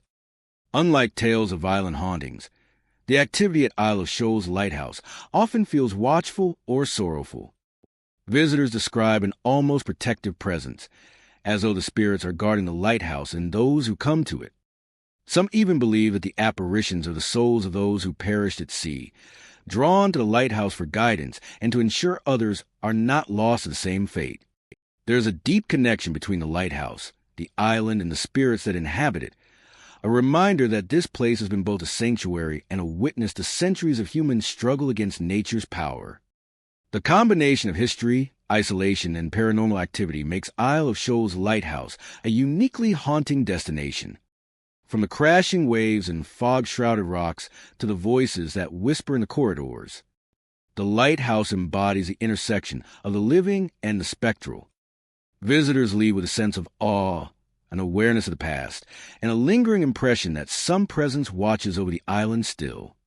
On the Isle of Shoals, the lighthouse stands as a sentinel over treacherous waters, a witness to human endeavor and tragedy, and a home to unexplained phenomena that continue to intrigue and unsettle. Ghostly voices, fleeting apparitions, and a persistent sense of being observed remind all who visit that some histories refuse to remain in the past, and that the Atlantic's winds carry not only salt and spray, but whispers from beyond the living world. Thank you for joining us on this spine-chilling journey through America's most haunted lighthouses. If you enjoyed these tales and wish to hear more stories of the supernatural, don't forget to like, subscribe, and click the bell icon to stay updated on our latest videos. Until next time, keep your lights burning bright and your minds open to the mysteries that linger in the shadows.